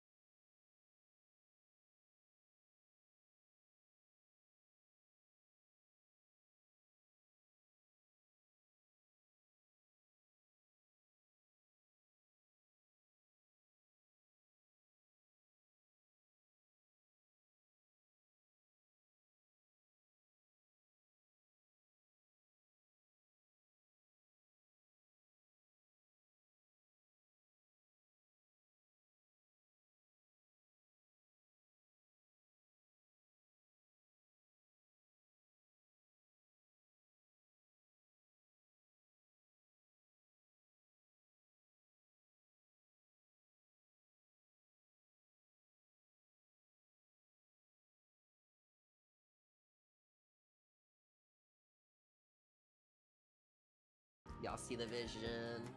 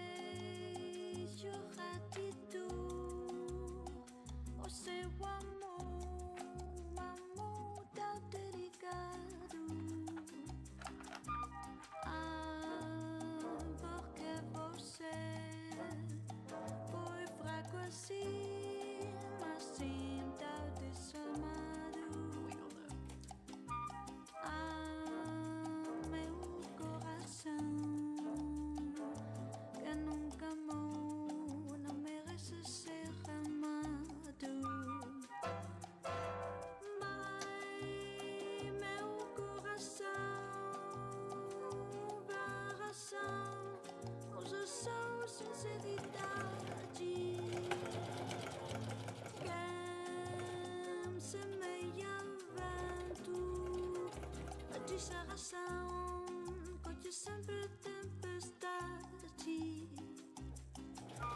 Vai, meu coração, pede perdão, perdão apaixonado. Vai, porque que não? Pede perdão, não, eu nunca perdoado.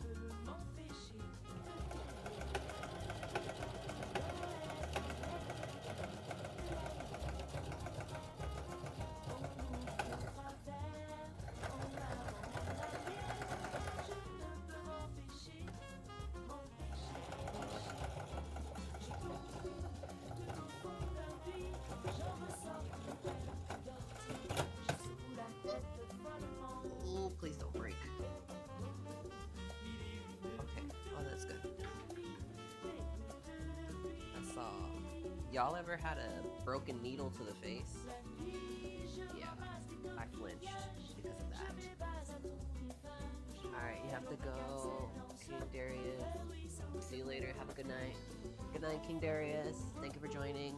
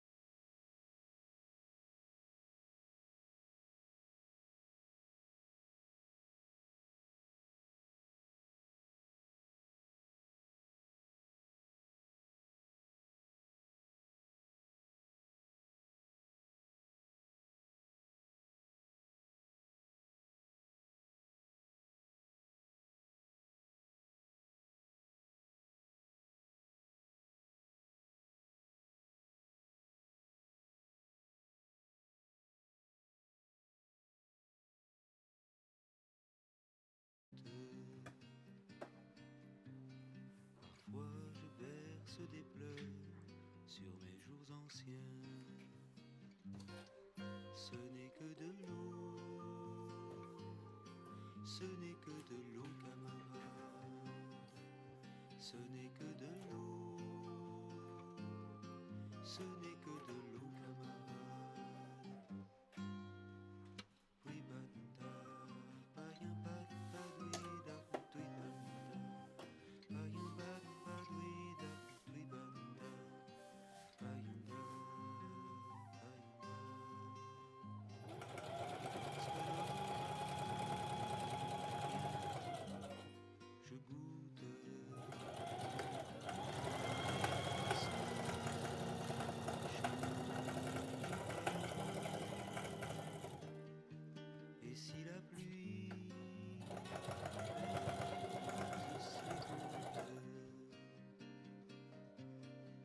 chante auprès de mon âme, j'en attends la fin. Ce n'est que de l'eau, ce n'est que de l'eau, ce n'est que de l'eau, ce n'est que de l'eau.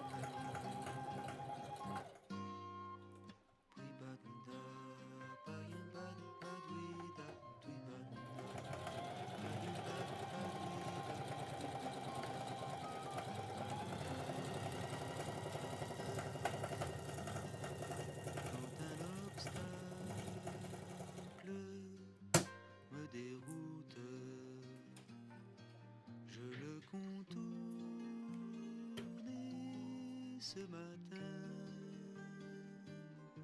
C'est l'océan qui bat ma route. Tant pis, je vais le sauter pour aller plus loin. Ce n'est que de l'eau, ce n'est que de l'eau, camarade. Ce n'est que de l'eau, ce n'est que de l'eau, camarade.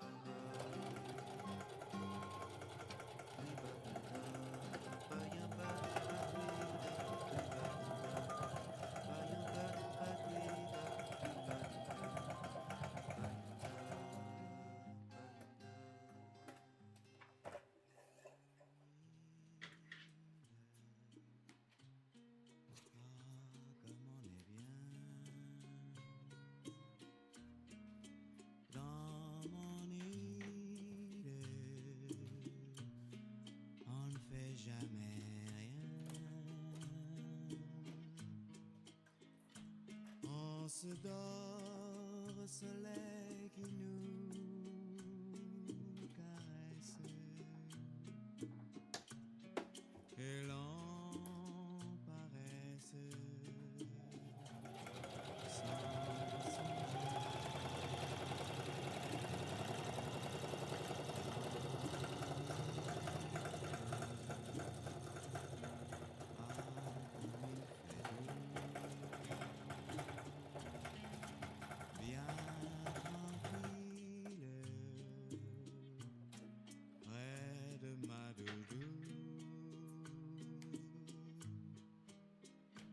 sous les grands cocotiers qui se balancent en silence, nous rêvons de nous dans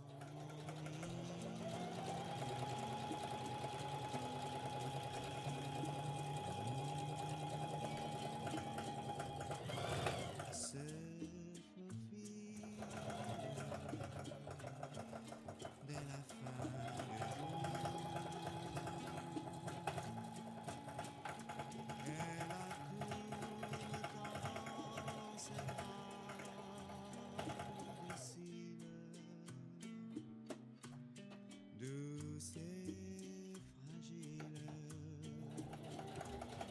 dans ses plus beaux atouts, ses yeux brillent et ses cheveux bruns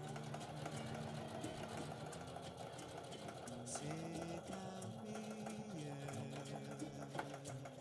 sur le sable fin.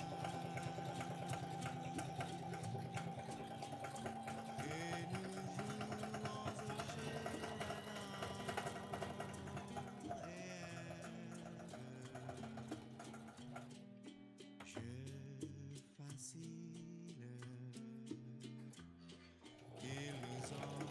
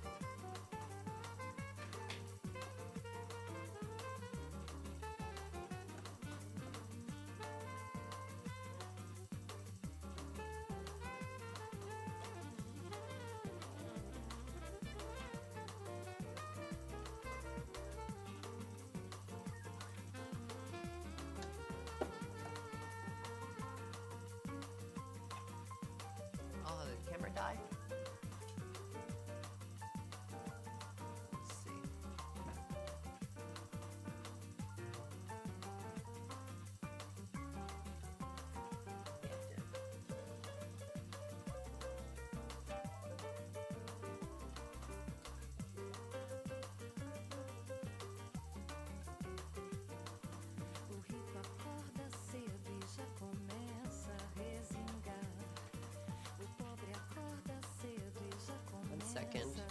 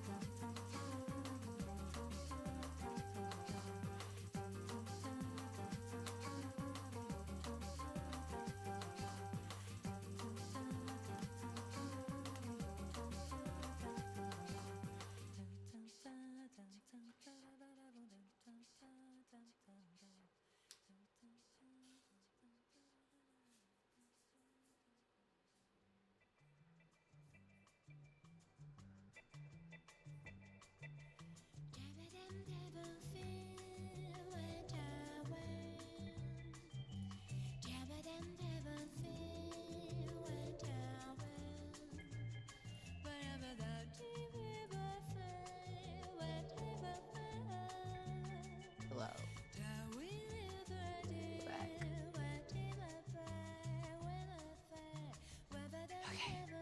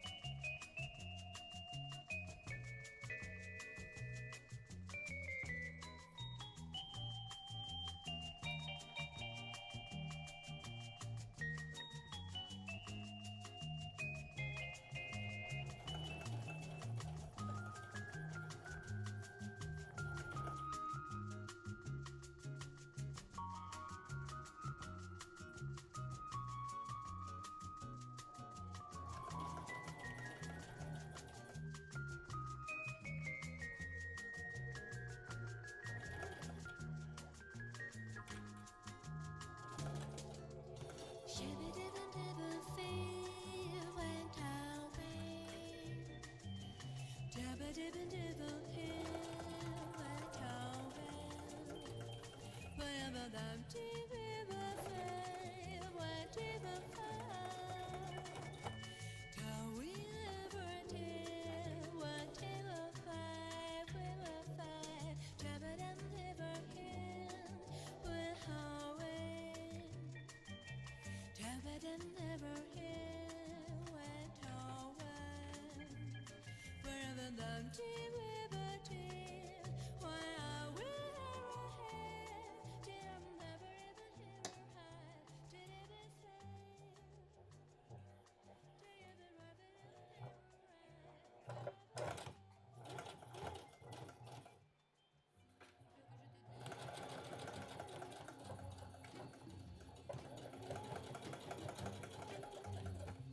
Si tu veux que je te dise que je t'aime, si tu veux que je te dise des poèmes, si tu veux que je te dise, veux que je te dise, veux que je te dise, veux que je te dise, viens m'embrasser.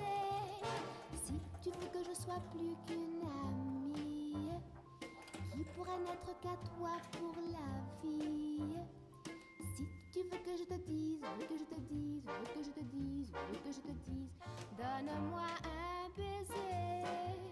Tu me ferais le plus doux nid de tes deux bras. je pourrais y cacher mes peines et mes joies, sans cette timidité qui te mine. Tu serais Pierrot et moi Colombine. Si tu veux que je te dise, veux que je te dise, veux que je te dise, veux que je te dise, ose-moi me parler. Ce matin dans l'escalier, nos mains se sont frôlées et l'on s'est regardé. Oh, tremblant un peu, quand j'ai baissé les yeux, j'ai senti que tes bras m'enlaçaient. Si tu veux que je demande à mon père, si tu veux que je demande à ma mère, si tu veux que je te dise, veux que je te dise, veux que je te dise, veux que je te dise, alors il faut m'aimer. Tu m'offriras des bouquets de je t'aime. Tu tapisseras ma vie de poèmes. Si tu veux que je te dise, veux que je te dise, veux que je te dise, veux que je te dise, alors viens m'embrasser. Si tu veux que je te dise, veux que je te dise, veux que je te dise, veux que je te dise, alors viens m'embrasser.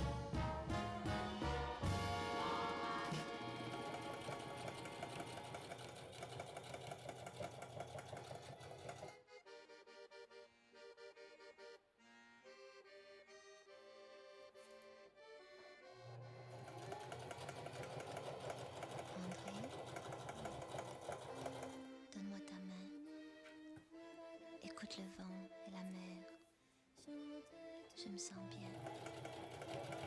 Je t'aime.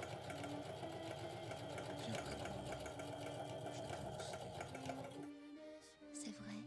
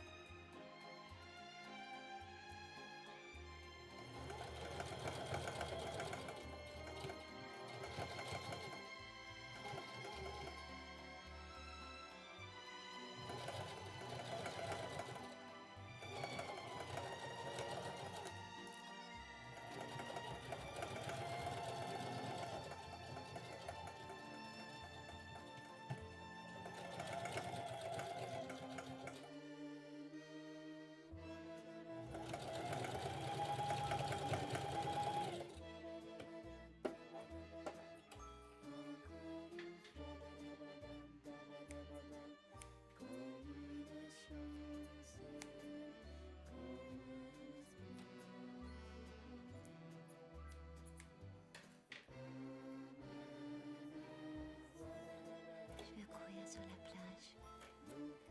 Je veux être avec toi. Pour toujours. Moi aussi, tu sais. C'est merveilleux, tu ne crois pas?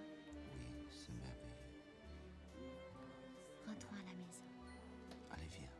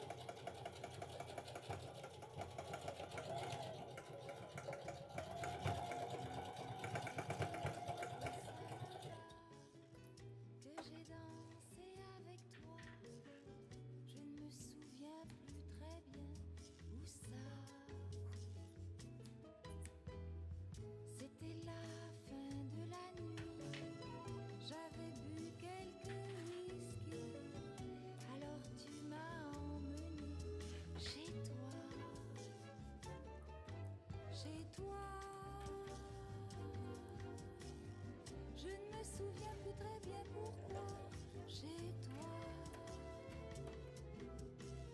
C'est tellement loin déjà. C'est une bossa nova. Je ne me souviens plus de toi, mais je me souviens de cet air-là.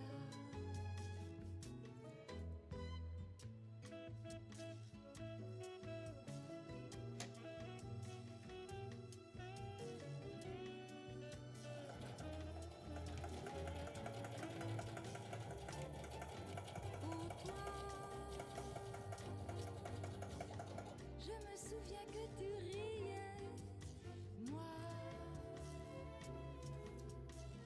Je me souviens que je dansais. C'est une bossa nova que j'ai dansé avec toi. Je ne me souviens plus très bien où ça.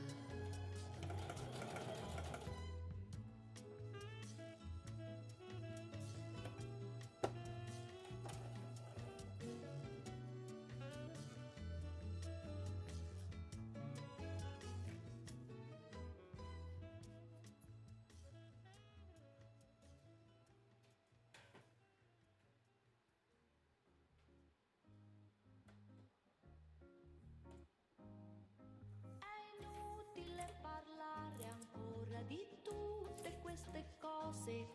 Ormai la nostra situazione non ha una via d'uscita. Cerca un altro argomento di conversazione. È inutile tentare ancora, non c'è la soluzione. Ma quante volte hai già tentato e dopo hai rinunciato?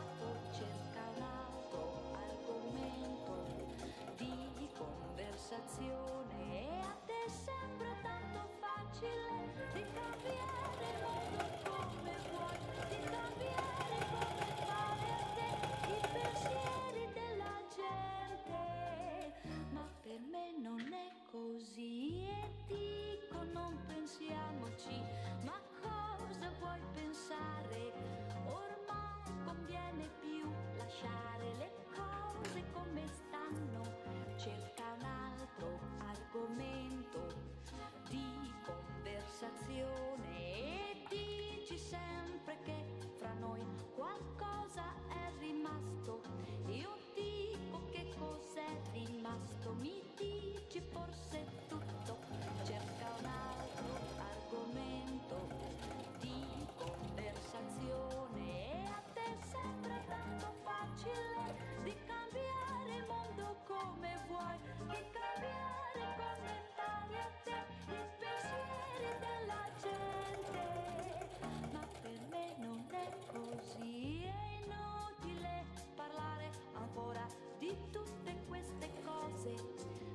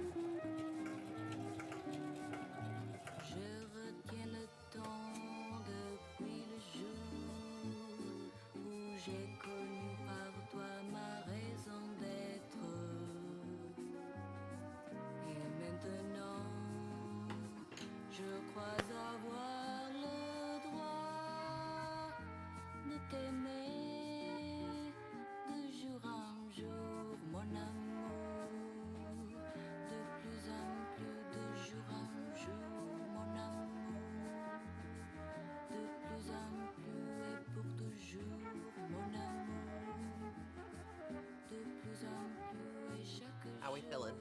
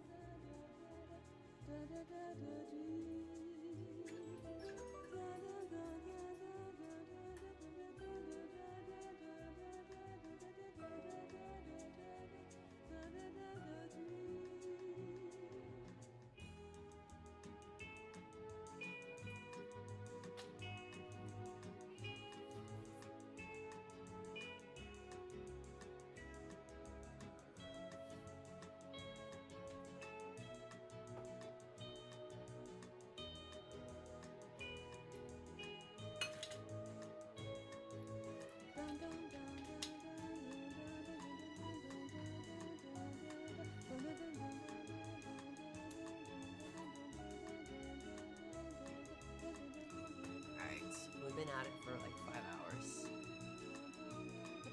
I'm gonna keep working on this because I actually have another idea. I'm gonna do that tomorrow. I love it. I love it.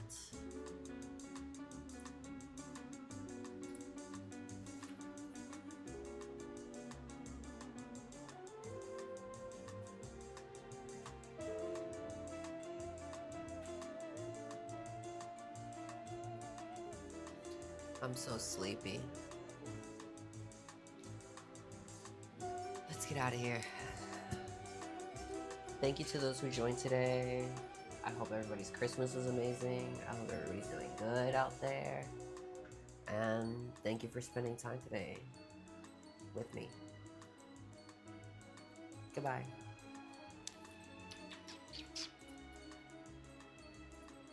Bye.